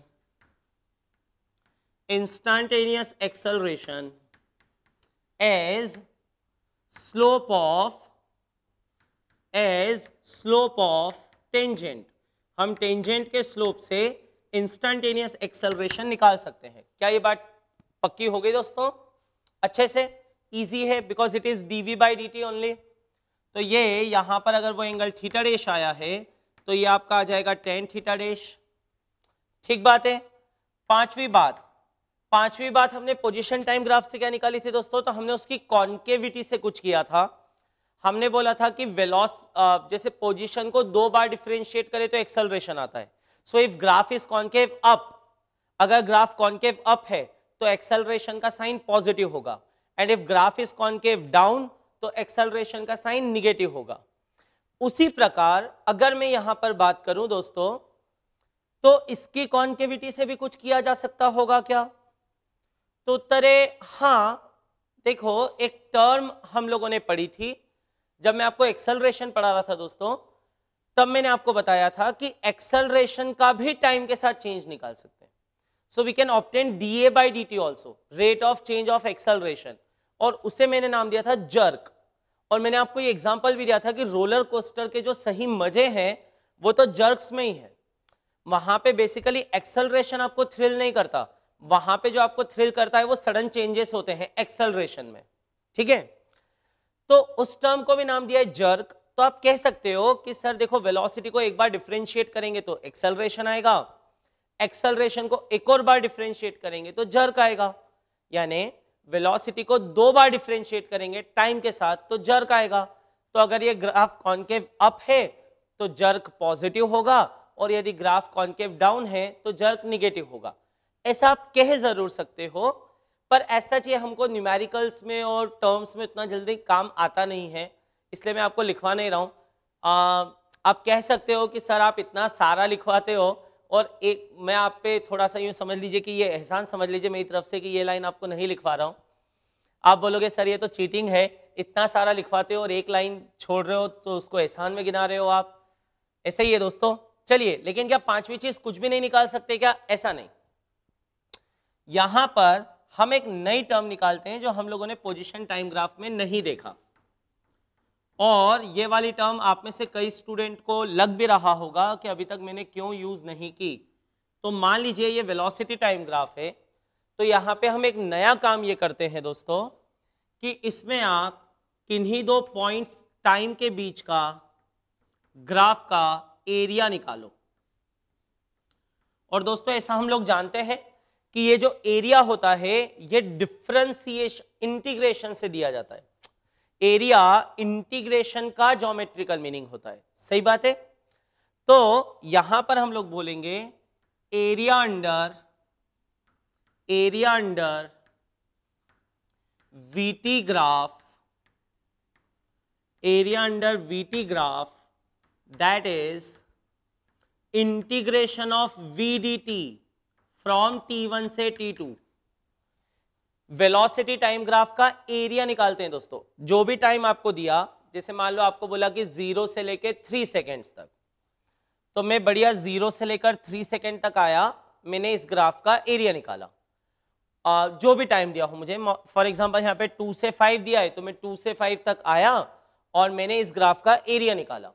तो जब मैं इस ग्राफ का एरिया निकालूंगा दोस्तों, तो वो मुझे दे देगा डिस्प्लेसमेंट। क्या दे देगा दोस्तों? डिस्प्लेसमेंट। तो हम लोग लिखेंगे ये ग्राफ हमें डिस्प्लेसमेंट दे देगा, displacement in interval T2 minus T1। T2 minus T1 का डिस्प्लेसमेंट ये हमें दे देता है। आई ना बात समझ में? ठीक है। अब दोस्तों एरिया निगेटिव भी आ सकता है। अब मैं इस कॉन्सेप्ट को थोड़ा सा आपको ब्रीफ में बताना चाहूंगा ज्यादा। आप ये वाला डायग्राम जरूर बनाइएगा, ये आपने बनाया ही होगा साथ में। मैं जैसे जैसे बोर्ड पे लिखते जा रहा हूं दोस्तों, डायग्राम बनाते जा रहा हूं, आपकी कॉपी में भी वैसे बनना चाहिए, क्योंकि ये सारे पॉइंट्स मैं आपको लिखवा रहा हूं, बोर्ड पर लिख रहा हूं, समझा रहा हूं, ये सब आपके लिए। ठीक है, मुझे तो ये सब आता है, ठीक है, तो ये आपके लिए है। इसलिए अपने को क्या करना पड़ेगा कि ये हर चीज को प्रॉपरली नोट डाउन करना पड़ेगा, जिससे कि आप अपनी कॉपी से रिवाइज कर सकें। आई ना बात समझ में? खैर, तो ये डायग्राम आपने बनाया होगा दोस्तों, बिल्कुल। ये वाला डायग्राम भी आप बनाइए। और अब इसमें मैं थोड़ा सा इसमें ज्यादा डेप्थ में घुसता हूं। ऊपर का ये सब हटा दूं तो क्या क्या इंफॉर्मेशन ले पा रहे हो आप वेलोसिटी टाइम ग्राफ से? देखिए ये दो ग्राफ सबसे खास होते हैं दोस्तों। पोजीशन टाइम ग्राफ, उससे भी 5 इंफॉर्मेशन आ रही थी। वेलोसिटी टाइम ग्राफ से भी हम 5-6 इंफॉर्मेशन निकाल सकते हैं। तो इससे क्या क्या मिल सकता है? एक तो किसी भी टाइम पर वेलोसिटी मिल जाएगी, किसी भी टाइम पर स्पीड मिल जाएगी, एवरेज एक्सेलरेशन मिल जाएगा सेकेंड के स्लोप से, इंस्टेंटेनियस एक्सेलरेशन मिल जाएगा टेंजेंट के स्लोप से, और इसका एरिया हमें क्या देगा? इसका एरिया गिवन टाइम इंटरवल में, रिक्वायर्ड टाइम इंटरवल में इसका एरिया हमें डिस्प्लेसमेंट दे देगा। ठीक बात है। अब दोस्तों मैं यहां पे आगे बढ़ता हूं। जैसे कभी मान लो मैंने वेलोसिटी टाइम ग्राफ मेरा ऐसा बना, एक एग्जांपल लेते हैं। अगर आपका वेलोसिटी टाइम ग्राफ कुछ इस तरह का बन गया, लाइक दिस, ठीक है, ये कुछ टाइम मेंशन किए हुए हैं दोस्तों आपको, T1, ये टाइम है T2, ये टाइम है T3, ठीक है। अब आप थोड़ा इसको इन्वेस्टिगेट तो कर सकते हो, थोड़ा इसमें आप ज्यादा मुझ पे ऑब्जेक्शन भी ले सकते हो कि सर ऐसा वेलोसिटी टाइम ग्राफ नहीं हो सकता। और ऐसा कहने के पीछे आपका एक लॉजिक हो सकता है जो शायद आप मुझसे सहमत करें कि सर देखिए इस ग्राफ में there is a sharp point, एक शार्प पॉइंट इस ग्राफ में है। और आप मुझे कह सकते हैं कि सर बेसिक मैथमेटिक्स में आपने ही हमें पढ़ाया हुआ है कि जहां पर ग्राफ में शार्प पॉइंट आ जाए वहां पर फंक्शन डिफरेंशिएबल नहीं होता। तो अगर ये शार्प पॉइंट आया तो फंक्शन यहां पर नॉन डिफरेंशिएबल होना चाहिए। तो फिर आप ये कह सकते हो लेकिन सर वेलोसिटी टाइम ग्राफ के डिफरेंशिएशन से हमें एक्सेलरेशन मिलता है। तो अगर वेलोसिटी टाइम ग्राफ के डिफरेंशिएशन से एक्सेलरेशन मिलता है और यहां पर अगर मान लो फंक्शन डिफरेंशिएबल नहीं है, इसको डिफरेंशिएट कर ही नहीं सकते, तो फिर एक्सेलरेशन में निकालूंगा कैसे? यहां एक्सेलरेशन क्या, ये एक्सेलरेशन कैसे निकालूंगा? आपका कहना बिल्कुल सही है दोस्तों, इसीलिए हमको इस तरह के ग्राफ एकदम से मिल नहीं पाएंगे। लेकिन कई बार क्या होता है, देखिए अब मैं आपको एक प्रैक्टिकल सिचुएशन लेता हूं। वो प्रैक्टिकल सिचुएशन ऐसी हो सकती है दोस्तों, जैसे थोड़ी देर के लिए सोचिए, मान लीजिए एक just think of a cricket match, एक क्रिकेट मैच का सोचिए आप, सामने से आ रहा है एक बहुत फास्ट बॉलर। अभी आज के जमाने में एकदम फास्ट बॉलर्स कौन है मुझे एकदम नहीं ध्यान आता, लेकिन जब हम लोग मैचेस देखते थे, Shoaib Akhtar used to be very fast. तो शोएब अख्तर का आपने सुना होगा, वो कमेंट्री थोड़ी अजीब टाइप के करते हैं, अभी आप कमेंटेटर के रूप में सुनते होंगे, लेकिन हमने उनको बॉलिंग करते हुए देखा है। तो वो बहुत दूर से रनअप लेके आता था, बहुत दूर से, और almost he used to ball at more than 150 kilometers per hour on an average। वो on an average 150 से ऊपर बॉल डालते थे। तो अब वो बहुत दूर से दौड़ते हुए आए और उन्होंने अपना स्टेप लिया और उन्होंने बॉल डाला, और बॉल एकदम स्ट्रेट था। सामने मान लो राहुल द्रविड़ प्ले कर रहे थे, सामने से बॉल आ रही है 150 से, उन्होंने स्ट्रेट ड्राइव खेला, बॉल उतनी ही तेजी से सामने चली जाती थी। अब क्या होता था दोस्तों, जितना टाइम बॉल को आने में लगा और जितने टाइम में बॉल गई, उसके मुकाबले ये जो बैट के साथ बॉल का कांटेक्ट होता था ना, ये बहुत कम टाइम का होता था।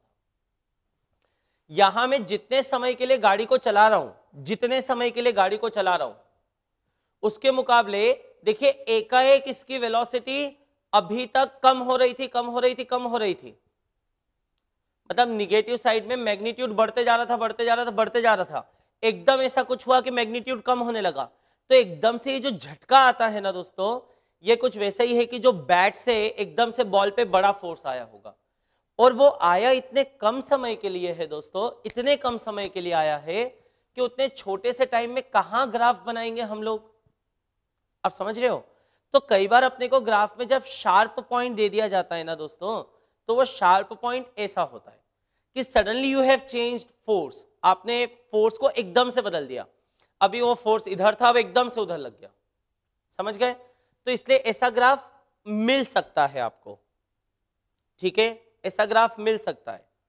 डन। खैर, तो अभी बात ये चल रही है कि वेलोसिटी टाइम ग्राफ ऐसा हुआ तो क्या होगा। अब मान लीजिए आपको बोला कि बताओ पार्टिकल का t=0 से t=t3 तक कितना डिस्प्लेसमेंट हुआ। तो आप क्या करोगे, आप निकालोगे ये वाला एरिया और आप निकालोगे ये वाला एरिया, ठीक है दोस्तों। अब ये वाला एरिया देखो, इसमें हर पॉइंट पे वेलोसिटी पॉजिटिव है और टाइम तो आगे ही बढ़ता है।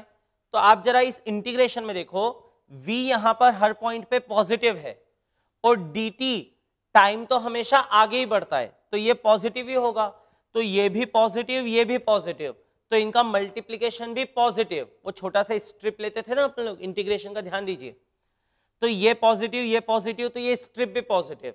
तो ये वाले एरिया को हमें पॉजिटिव लेना चाहिए, इसको क्या लेना पड़ेगा हमें, पॉजिटिव। लेकिन यहां देखिए, यहां पर वेलोसिटी पॉजिटिव है या निगेटिव है, तो यहां पर वेलोसिटी निगेटिव है, यहां पर वेलोसिटी निगेटिव है, लेकिन टाइम तो आगे ही बढ़ता है। तो dt तो कभी निगेटिव आएगा नहीं, dt will always be positive, but velocity is negative. So यहां पर जो एरिया होगा उसे हमें माइनस लेना पड़ेगा, ठीक है।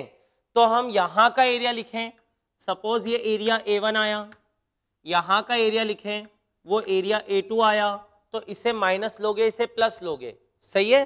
तो जब आपको डिस्प्लेसमेंट लिखना होगा, when you are supposed to write displacement, तो डिस्प्लेसमेंट आप लिख दोगे दोस्तों A1 माइनस A2 से। डिस्प्लेसमेंट आप लिखेंगे A1 माइनस A2 से।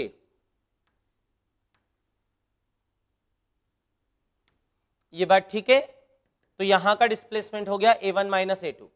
लेकिन अगर मान लीजिए मैंने इस निगेटिव को कंसिडर नहीं किया, या समझिए मैंने इसका कॉरेस्पॉन्डिंग स्पीड टाइम ग्राफ बना लिया, तो अब वेलोसिटी निगेटिव है, तो अगर मैं इसके कॉरेस्पॉन्डिंग स्पीड लिखने जाऊंगा तो मुझे क्या करना पड़ेगा दोस्तों, अगर मैं इसके कॉरेस्पॉन्डिंग स्पीड लिखने जाऊंगा तो मुझे ये ग्राफ पलटना पड़ेगा ऊपर की तरफ। क्यों, क्योंकि वेलोसिटी निगेटिव को पॉजिटिव करूंगा मैं, स्पीड तो पॉजिटिव ही होती है ना, तब ये वाला ग्राफ पलट के ऊपर हो जाएगा, सही है क्या। जैसे मैं यहाँ पे बना देता हूँ, ये वाला डायग्राम आप बना चुके होंगे तो मुझे इसकी जरूरत नहीं। तो मैं अगर इसे आगे बढ़ा दूं दोस्तों, तो देखिए कहानी क्या हो जाएगी, नहीं कहानी ये हो जाएगी कि अगर मान लीजिए इसके corresponding if I have to draw a speed time graph, अगर मुझे एक स्पीड टाइम ग्राफ बनाना है तो मुझे क्या करना चाहिए, तो मैं ये करूंगा कि वेलोसिटी टाइम इस तरह से है, ठीक है। अभी वो ग्राफ गया ऐसा नीचे और वो पलट के मैं ऐसे बना दूंगा, क्योंकि स्पीड कभी भी निगेटिव नहीं होती, तो मैं इसको पलट दूंगा, इसका मॉड ले लूंगा, ठीक है। और जब मैं ऐसा करूंगा तो अब ये वाला एरिया भी मेरा ऊपर हो गया, ये वाला एरिया भी ऊपर हो गया, तो एक तरह से मैं मॉड ऑफ v ले रहा हूं। तो अब ये वाला एरिया A1 भी पॉजिटिव और ये वाला एरिया A2 भी पॉजिटिव। तो अब कोई आपसे पूछे डिस्टेंस निकालो, डिस्टेंस, तो हम लोग बोल सकते हैं कि डिस्टेंस ट्रेवल्ड, तो ये पांचवा पॉइंट आपने लिखा था दोस्तों, area under velocity time graph हमें क्या देता है, डिस्प्लेसमेंट। यहां पर क्योंकि वेलोसिटी हर जगह पॉजिटिव है इसलिए डिस्प्लेसमेंट पॉजिटिव आएगा। यहां वेलोसिटी यहां तक तो पॉजिटिव है तो यहां का डिस्प्लेसमेंट तो अलग आएगा, यहां का एरिया निगेटिव लेना पड़ेगा दोस्तों, डन। यहां का एरिया निगेटिव लेंगे। स्पीड टाइम ग्राफ का अगर हम लोग एरिया निकालें, if someone ask, if someone says कि आपको स्पीड टाइम ग्राफ का एरिया निकालना है, तो दोस्तों आप कह सकते हो कि सर स्पीड टाइम ग्राफ का एरिया हमें डिस्टेंस ट्रेवल्ड दे देगा, क्योंकि हमने देखिए यहां क्या हुआ ना, यहां पहले velocity positive positive positive positive positive positive positive, मतलब पार्टिकल पहले आपकी तरफ आपकी तरफ आपकी तरफ आपकी तरफ आपकी तरफ जा रहा है, फिर यहां पे आने के बाद वेलोसिटी जीरो, रुका, यहां पर velocity negative negative negative negative negative, वापस से आ रहा है वापस से आ रहा है वापस से आ रहा है, तो दोस्तों जाने का और आने का तो डिस्प्लेसमेंट तो कम हो गया ना। लेकिन यहां पे मैंने क्या कर दिया, उसका मॉड ले लिया, तो speed positive positive positive positive positive आपकी तरफ जा रहा है, फिर भले वापस भी आ रहा हो, डिस्टेंस तो ऐड ही करोगे ना, डिस्टेंस तो कैंसल आउट तो नहीं करोगे ना, डिस्टेंस तो आप ऐड ही करोगे, अरे पक्का ना। तो हम लोग यहां पर बोलेंगे ये वाला एरिया निकालिए, ये वाला एरिया निकालिए और दोनों को सिंपल सम कर दीजिए, या मैं कहूंगा यहां पे इस एरिया में से ये वाला एरिया माइनस मत करो, इस एरिया में इस एरिया को प्लस कर दो, तो हमें क्या मिल जाएगा, डिस्टेंस। तो सिक्स्थ पॉइंट मेरा ये हो जाएगा दोस्तों, फिर लिखिएगा सिक्स्थ पॉइंट लिखना, लिखो area under speed time graph, area under speed time graph gives distance travelled by the particle. So area under speed time graph gives distance travelled by the particle. Done? Is this statement okay? तो यहां पे मैं लिख सकता हूं कि particle का जो डिस्टेंस ट्रेवल्ड आएगा वो distance travelled a1 plus a2 होगा, और चाहे तो इसको जीवन भर के लिए कॉन्सेप्ट बना सकते हैं कि वेलोसिटी का मॉड ले लें, वेलोसिटी का सिर्फ मैग्नीट्यूड लें, साइन वाइन सब भूल जाएं, स्पीड लें। तो स्पीड टाइम ग्राफ को अगर इंटीग्रेट किया जाता है तो ये हमें डिस्प्लेसमेंट देने के बजाय क्या दे देता है दोस्तों, ये हमें डिस्प्लेसमेंट के बजाय डिस्टेंस दे देता है। क्या ये बात समझ में आई? Are you sure?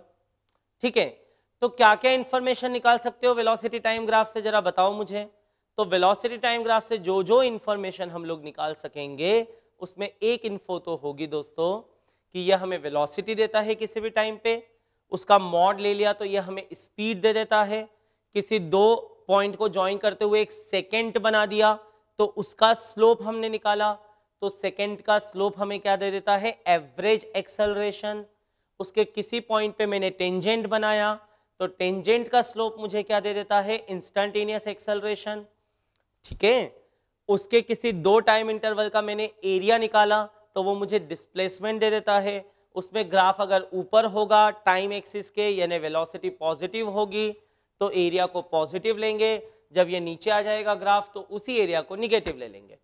तो अगर एरिया निगेटिव लिया, इधर एरिया पॉजिटिव लिया, तो अगर वो इसमें से ये वाला एरिया सब्ट्रैक्ट करोगे तो डिस्प्लेसमेंट आएगा, लेकिन अगर बिना साइन कंसिडर करे इन्हें ऐड कर दोगे तो डिस्टेंस आएगा। इतनी इंफॉर्मेशन एक वेलोसिटी टाइम ग्राफ से हमें मिल जाती है। डन? क्या ये बात हमें समझ में आ रही है? फॉर एग्जाम्पल लिखिए एक क्वेश्चन, लिखिए। आई होप ये सब आप बना चुके होंगे। ये नॉन डिफरेंशिएबल और हर छोटा से छोटा पॉइंट मैं आपसे डिस्कस कर रहा हूं दोस्तों, और इसलिए डिस्कस कर रहा हूं क्योंकि ये सारी बातें जरूरी हैं if you want to get into that top league, top ranks के लिए तो बहुत जरूरी है दोस्तों कि हर बारीकियों पे हमारी नजर हो, ठीक है।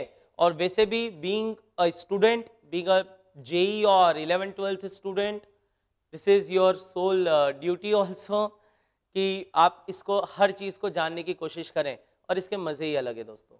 दुनिया में हमेशा एक बात ध्यान रखिए, चीजें उन्होंने ही बदली है जो डेप्थ में जाते हैं, ये बात ठीक है। और हमें अपने गोल से जितना इमोशनली कनेक्ट होना चाहिए, क्या हम उतने हैं। मैं हमेशा एग्जांपल अपनी क्लास में कई बार देता हूँ दोस्तों। एक फुटबॉलर हुआ है फेमस, अभी भी है, आप लोगों ने उसका नाम सुना होगा, Cristiano Ronaldo. Ronaldo when he was 19 year old, जब वो सिर्फ 19 साल का था, उसको पहली बार पोर्चुगल की टीम में एंट्री मिली and he played Euro Cup, और उसने यूरो कप खेला इन 2004। उसकी टीम फाइनल में हार गई थी और क्रिस्टियानो रोनाल्डो ग्राउंड पर ही बैठकर रोने लगा था, खतरनाक ढंग से। इससे ये हुआ कि उसने हमेशा ये सपना पाले रखा कि जो मेरी टीम है, जो पोर्चुगल है, वो एटलीस्ट यूरोपियन चैंपियन तो होना चाहिए। और फाइनली इन 2016 उनकी टीम ने यूरो कप जीत लिया and Cristiano Ronaldo was then captain, वो कैप्टन था उस टीम का, ही इज 31 देन। तो basically if you are emotionally connect with your goal ना, अगर आप बहुत ज्यादा ऐसे इमोशनली कनेक्ट होते हो अपने गोल से, आपको रास्ता मिल जाता है। You get the way out, आपको रास्ता तो मिल जाएगा। रास्ता ढूंढना उतना डिफिकल्ट नहीं होता, क्या हमें वाकई में वो करने की उतना जुनून, उतनी इच्छा है, ये बहुत मायने रखता है। ठीक बात है। खैर, तो हम लोग आगे बढ़े दोस्तों। आप कहेंगे कि सर बीच बीच बहुत करते हैं, आदत है दोस्तों, बदल नहीं सकता, इतने साल हो गए अब, ठीक है। और यही सब कहानियां सुन के वो सब जेई के जोन टॉपर्स गए हैं, ठीक है, जेई के बच्चे गए हैं। खैर चलिए आगे बढ़ते हैं हम लोग। वेलोसिटी टाइम ग्राफ, एक प्रॉब्लम मैं आपको लिखवाने वाला था। Let's say a particle is thrown vertically upwards, एक पार्टिकल को ऊपर की तरफ फेंका गया, it is thrown vertically upwards with speed u. Now take upward direction as positive and downward as negative. Upward को पॉजिटिव लेना है, डाउनवर्ड को निगेटिव लेना है। मैंने आपसे अभी इसका पोजीशन टाइम ग्राफ बनवाया था ना, अब मैं चाहता हूं कि आप इस मोशन का वेलोसिटी टाइम ग्राफ बनाइए। So draw a velocity time graph of this motion and this is a question of JEE 2017 Mains paper. ये जेईई मेन 2017 का एक क्वेश्चन भी था, इजी दोस्तों। अच्छा देखो, कुछ कुछ बातें ध्यान रखो। क्या पढ़ा हमने मोशन ग्रेविटी में? किसी पार्टिकल को ऊपर फेंकेंगे, कितने टाइम तक ऊपर जाता है? इनफाइनाइट टाइम तक ऊपर जाता है क्या? नहीं। कितने टाइम तक ऊपर जाता है? u/g। फिर क्या होता है, वहीं पे रुक जाता है कि नीचे आता है? नीचे आता है। कितने टाइम में नीचे आता है दोस्तों? तो नीचे वापस से आता है u/g में। तो टोटल टाइम उसका कितना हो जाता है? Time of flight 2u/g।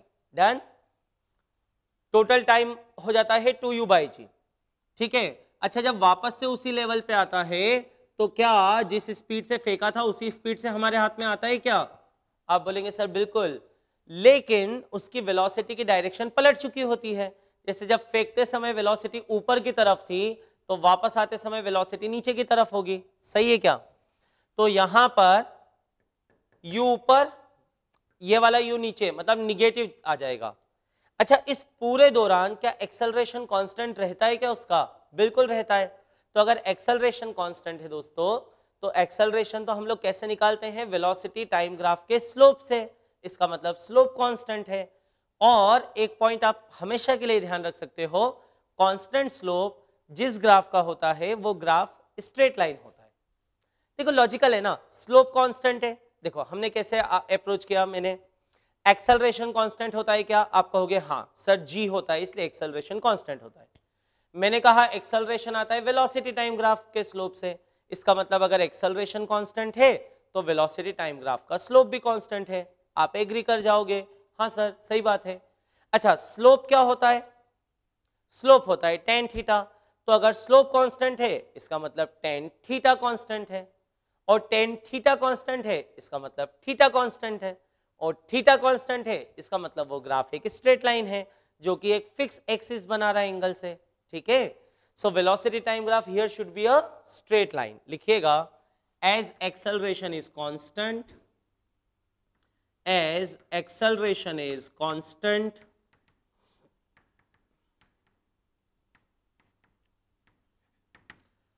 as acceleration is constant, vt graph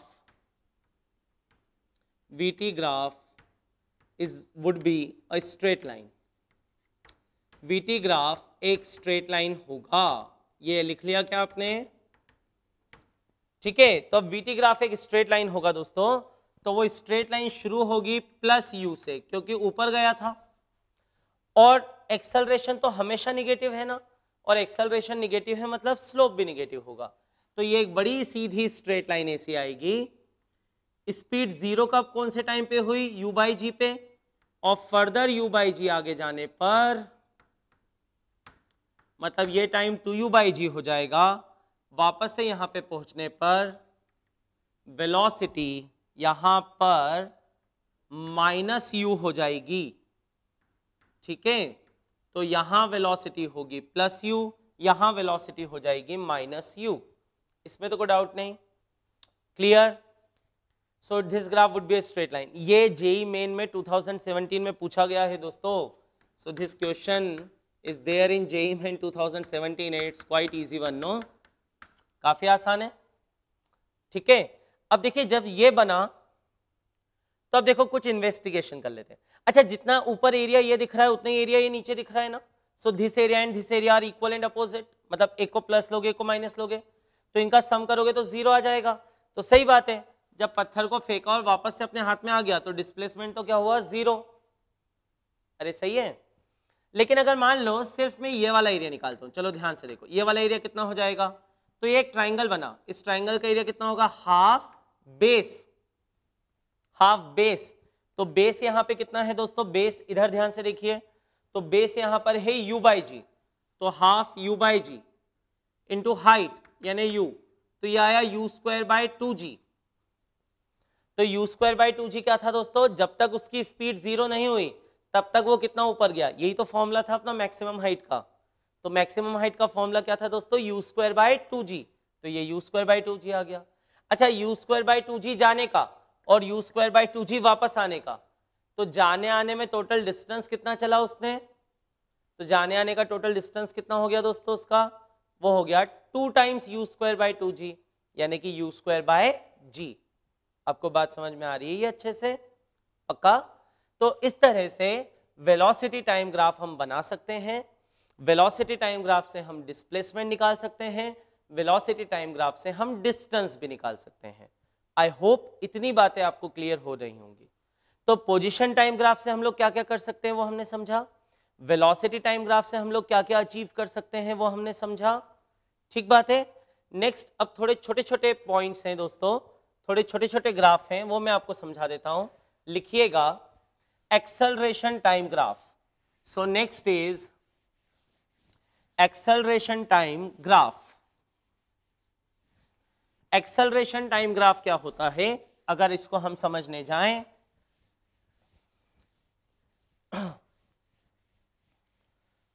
तो एक्सेलरेशन टाइम ग्राफ में हमें टाइम बनाना पड़ेगा एक्स एक्सिस पे वापस से दोस्तों। So let's draw an a t graph, acceleration time graph, ठीक है। So over x axis will take time, x axis पर हम लोग टाइम लेंगे दोस्तों, और वाई एक्सिस पर हम लोग एक्सेलरेशन लेंगे।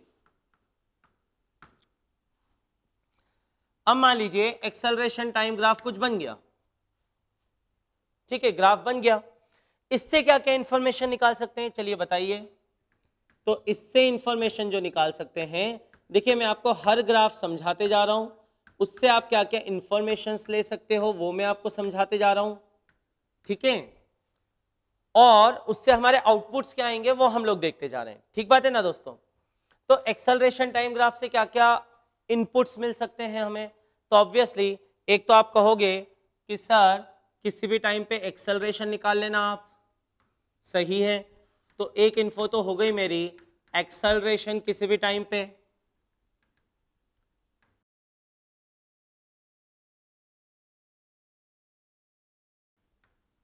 Eight an instant, done. दूसरा इसके स्लोप से कुछ मिलेगा क्या? तो इसके स्लोप से जर्क मिलेगा, हालांकि वो उतनी इंपॉर्टेंट, एकदम इंपॉर्टेंट टर्म नहीं है हमारे लिए, बट स्टिल टर्म तो है।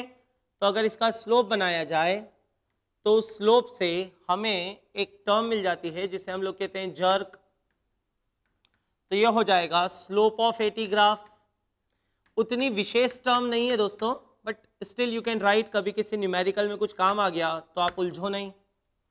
ठीक है, इसके कॉन्केविटी से, कॉन्केव अप कॉन्केव डाउन से कोई काम का नहीं है दोस्तों, वो तो अपने लिए फिजिक्स में कुछ भी काम नहीं आएगा, क्योंकि हमारा फिजिक्स में काइनेमेटिक्स की जिंदगी तो पोजीशन, वेलोसिटी, एक्सेलरेशन और टाइम, ये चार चीजों में चल जाती है। डिस्प्लेसमेंट, तो डिस्प्लेसमेंट, वेलोसिटी, एक्सेलरेशन और टाइम, इन चार में अपना काइनेमेटिक्स की जिंदगी चलती है। तो ये जर्क भी उसमें इंट्रूडर जैसे ही है, ठीक है, ये भी बाहर से आई हुई टर्म है। तो इसका कॉन्केविटी और वो सब तो अभी अपने कुछ काम का है नहीं दोस्तों, इसलिए मैं उसको आपको ज्यादा उलझाऊंगा भी नहीं। तो इससे हमें एक्सेलरेशन मिल जाएगा, इससे हमें जर्क, चलिए इतना लिख लीजिए, slope of acceleration time graph मिल जाता है। तीसरा, हाँ इसमें जरूर हम लोग देखें कि अगर इसमें मान लीजिए मैंने किसी टाइम t1 से किसी टाइम t2 तक का एरिया निकाल दिया, तो वो मुझे कुछ देगा क्या? एक्सेलरेशन टाइम ग्राफ का एरिया हमें क्या देगा? तो पहले मैं मैथमेटिकली लिख देता हूं, area of acceleration time graph, आप भी ये साथ में लिखते जाना। तो एरिया यानी इंटीग्रेशन से निकालते दोस्तों हम लोग, लिमिट डालेंगे t1 से t2, लिमिट डालोगे t1 से t2, इधर लोगे एक्सेलरेशन, इधर dt करोगे। तो ये a dt तो क्या होता है? तो आप बोलोगे सर ये a dt और कुछ नहीं, ये तो dv होता है। तो जब मैं ये वाला इंटीग्रेशन परफॉर्म करूंगा तो इधर मुझे इंटीग्रेशन से क्या मिलेगा? यहां पे था v इनिशियल, यहां आया v फाइनल, तो मैं कह सकता हूं कि एक्सेलरेशन टाइम ग्राफ के एरिया से मुझे v final minus v initial मिलता है। यानी कोई आपसे पूछे कि एक्सेलरेशन टाइम ग्राफ का एरिया क्या देता है, तो आप बोल देना कि इसके एरिया से मुझे चेंज इन वेलोसिटी मिलता है। क्या मिलता है इसके एरिया से? Change in velocity. ठीक है, और चेंज इन वेलोसिटी हम लोग कैसे निकालेंगे दोस्तों? Final minus initial. तो हमें चेंज मिल गया। क्या ये बात आपको क्लियर हो रही है अच्छे से? डन। जैसे आप अपनी कॉन्सेप्ट शीट उठाइए दोस्तों, कॉन्सेप्ट शीट का एक प्रॉब्लम है, प्रॉब्लम नंबर 20। अभी ग्राफ वाला सेगमेंट कर रहे हैं दोस्तों, तो पहला प्रॉब्लम 17 तो हमने किया, 18 19 आप ट्राई कीजिएगा, हम लोग डिस्कशन में ले ही लेंगे उन्हें बाद में। क्वेश्चन नंबर 20 अभी आप देखिए, तो क्वेश्चन नंबर 20 भी जेई, और ये एक्चुअल जेई के पेपर में, एडवांस्ड के पेपर में पूछा जा चुका है ये क्वेश्चन। आपको क्या कहा जा रहा है? देखो दोस्तों, आपको कहा जा रहा है a particle starts from rest, एक पार्टिकल ने रेस्ट से शुरू किया, its acceleration versus time graph is as shown in figure. उसका एक्सेलरेशन टाइम ग्राफ हमें दिया हुआ है, मैं यहां पे बना देता हूं, क्वेश्चन नंबर 20 जेई का। ठीक है, एक्सेलरेशन टाइम ग्राफ आपको कुछ इस तरह से दिया हुआ है, और यहां पर एक्सेलरेशन था जब 10 मीटर पर सेकेंड स्क्वायर, जब टाइम 0 था, और फिर एक्सेलरेशन डिक्रीज होते गया होते गया होते गया, जब तक 11 सेकेंड पे आके एक्सेलरेशन 0 हो गया। अब वो बोल रहा है पार्टिकल स्टार्टेड फ्रॉम रेस्ट। अच्छा, स्टार्टेड फ्रॉम रेस्ट यानी सामने वाले ने हमें एक और चीज दी हुई है कि इनिशियल वेलोसिटी 0 थी। ठीक है, वो आपसे पूछ रहा है the maximum speed of the particle will be. देखिए, ये जेई वालों के पूछने का तरीका होता है कि वो कान को सीधे ऐसे नहीं पकड़ते, वो ऐसे घुमा के पकड़ते हैं। और वो जनरली क्या होता है दोस्तों, अभी तो हम क्वेश्चन सॉल्व कर रहे हैं, जेई में तो जाके मैं आपको हमेशा कहता हूं ना, शायद मैंने आपको पहले भी बताया होगा किसी लेक्चर में, कि जेई का पेपर देते समय तो स्टूडेंट की यह हालत होती है, कई बार वो इतने ज़्यादा प्रेशराइज्ड हो जाते हैं कि अगर सवाल में सीधे दिया हुआ सफेद होता है, मुर्गी देती है, ऑमलेट बनता है, बताओ क्या, तो स्टूडेंट फिर भी अंडा इस लेने लगा था क्योंकि जेई में पूछा है तो कुछ अलग होता होगा। ठीक है, तो ऐसा नहीं सोचना। इनिशियल स्पीड 0 दी, एक्सेलरेशन टाइम ग्राफ दिया, उसने डायरेक्टली ये नहीं पूछा कि यहाँ की वेलोसिटी बताओ, उसने इनडायरेक्टली ऐसा पूछा कि मैक्सिमम वेलोसिटी और मैक्सिमम स्पीड बताओ। अब ये हमारी समझ होगी दोस्तों कि यहां पर वेलोसिटी क्या थी 0, एक्सेलरेशन पॉजिटिव था, तो जिधर एक्सेलरेशन होगा पार्टिकल उधर ही जाना शुरू करेगा। जैसे कोई पार्टिकल पड़ा हुआ था, उस पर एक्सेलरेशन इधर हुआ, मतलब एक तरह से फोर्स इधर आया, तो वो उधर ही तो जाना शुरू करेगा जिधर एक्सेलरेशन है। अब स्ट्रेट लाइन में चलने लगा, अब एक्सेलरेशन कम होते गया, मान रहा हूं, लेकिन रहा तो हमेशा पॉजिटिव ना। और मैंने पहले भी एग्जांपल लिया था दोस्तों, एक्सेलरेशन अगर पॉजिटिव रहे, भले ही कम होते जाए, लेकिन स्पीड तो बढ़ेगी ना।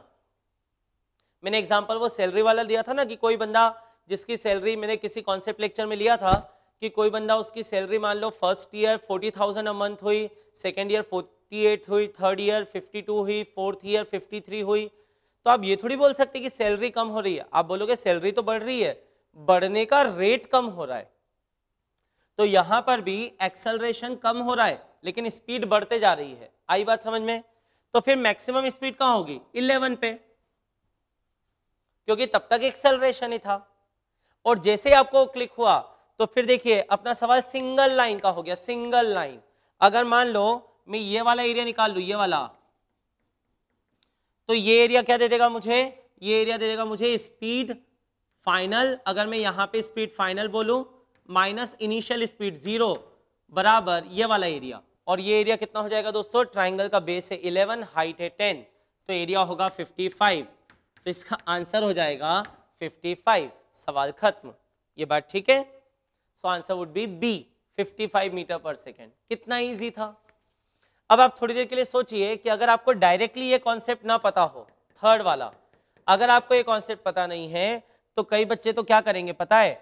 इसमें पहले इस लाइन की इक्वेशन निकालेंगे, यानी एक्सेलरेशन को एज ए फंक्शन ऑफ क्या निकालेंगे? टाइम। फिर उसको लिखेंगे dv बाई dt, फिर उसको इंटीग्रेट करेंगे, फिर जो टाइम का फंक्शन आएगी वेलोसिटी, उसमें मैक्सिमा मिनिमा लगाएंगे। इतना करोगे तो एक पेज का सॉल्यूशन हो जाएगा दोस्तों, एक लाइन नहीं लिखना पड़ती है।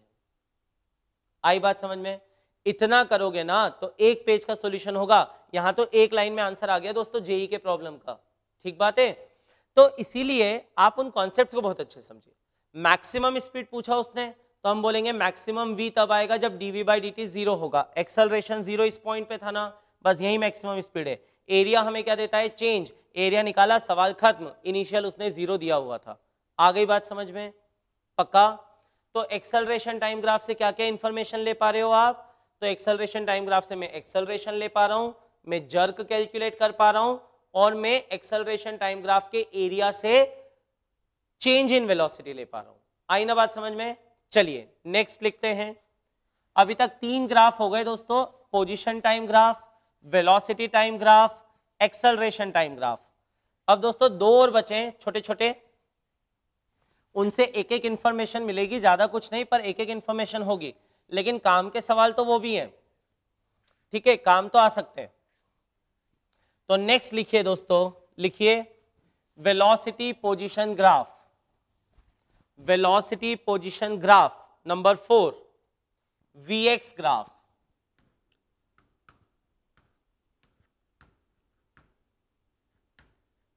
वीएक्स ग्राफ, ठीक है। तो अब ये वीएक्स ग्राफ हमें क्या देता है, समझें जरा ध्यान से कि what this VX graph gives us. तो दोस्तों आपने वाई एक्सिस पे लोगे वेलोसिटी और एक्स एक्सिस पे पोजीशन, और मान लीजिए कुछ ग्राफ बना, तो इसके एरिया से कुछ मिलेगा क्या? तो वी डी एक्स के एरिया से, जैसे अगर मान लो, चलो क्या क्या इंफॉर्मेशन मिलती है सब लिखवा देता हूं मैं तो आपको, आप खुद भी सोचते जाना कि कौन कौन सी इंफॉर्मेशन मिलेंगी इससे। तो एक तो ऑब्वियसली किसी भी इंस्टेंट पे वेलोसिटी मिल जाएगी, ये तो एक बहुत लॉजिकल बात है। As function of x. ठीक बात है, एक्स के साथ वेलोसिटी मिल गई। दूसरा, इसके स्लोप से कुछ मिलेगा क्या, देख लेते हैं।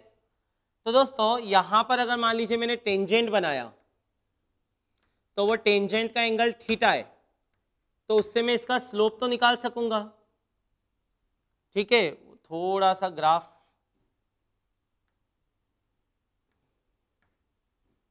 चलिए यहां बना देता हूं।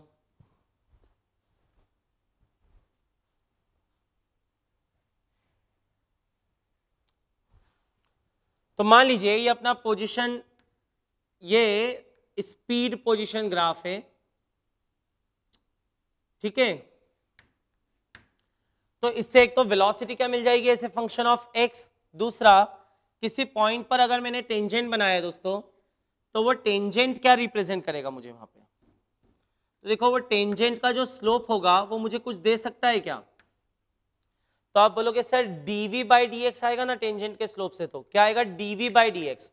तो dv बाई डी एक्स तो कुछ देता नहीं दोस्तों, लेकिन हाँ अगर इस dv बाई डी एक्स में v मल्टीप्लाई हो जाए तो एक्सेलरेशन आ जाता है। ये इक्वेशन पड़ी हुई है हमारी कि dv बाई डी एक्स क्या हो जाएगा, slope of position velocity position graph. So it will be slope of velocity position graph. उसको अगर v से मल्टीप्लाई कर दो तो a आ जाएगा। आई ना बात समझ में। इसका मतलब क्या इससे एक्सेलरेशन निकाल सकते हैं, उत्तर है हाँ। कैसे, किसी भी पॉइंट पे स्लोप निकाल लीजिए और उसको उसी पॉइंट की वेलोसिटी से मल्टीप्लाई कर दीजिए।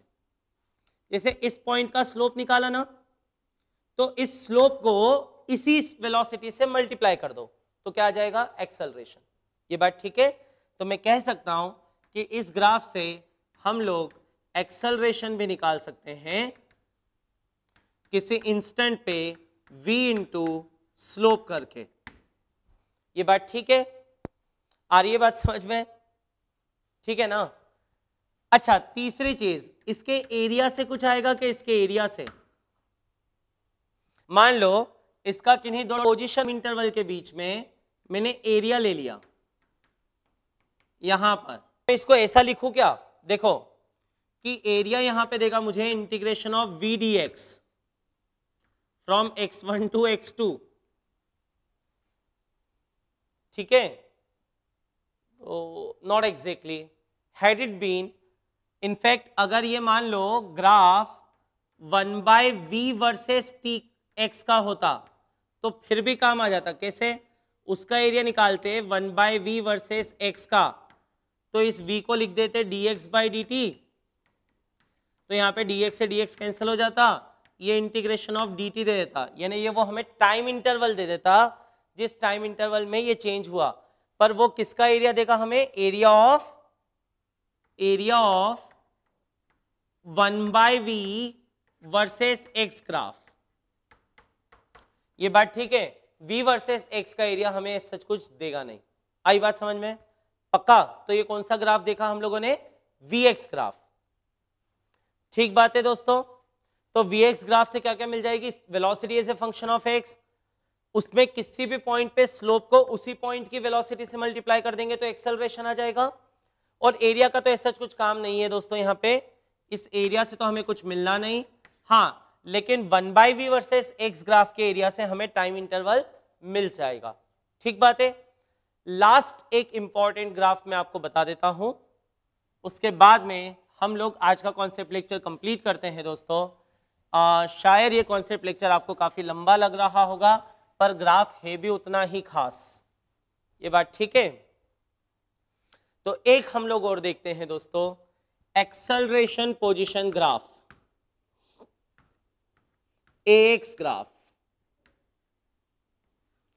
तो AX ग्राफ से हमें क्या क्या मिल जाएगा वो मैं आपको समझा देता हूं। मान लीजिए मैंने y एक्सिस पे बनाई एक्सेलरेशन और x एक्सिस पे मैंने बनाई पोजीशन। ठीक बात है। तो कहीं ना कहीं मुझे ऐसा करना होगा दोस्तों कि इसके स्लोप से, तो बस अब सोचिए, स्लोप मतलब differentiation, differentiation dA by dx, कुछ काम का नहीं। ठीक है, भूल जाओ। फिर आप बोलोगे एक्सेलरेशन तो मिल जाएगा इससे, तो एक इंफॉर्मेशन तो जो मिलेगी वो ऑब्वियसली एक्सेलरेशन ही होगी। ठीक है, एज फंक्शन ऑफ पोजीशन।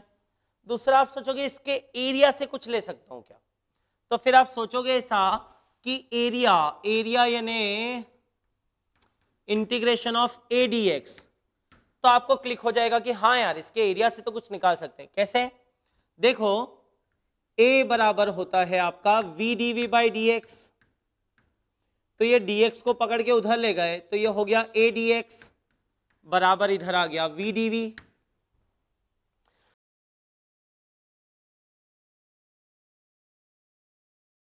और अगर आप दोनों साइड का करते हो इंटीग्रेशन तो इधर तो आ जाएगा एरिया, और इधर v का इंटीग्रेशन v के रिस्पेक्ट में क्या आएगा, v स्क्वायर बाई 2।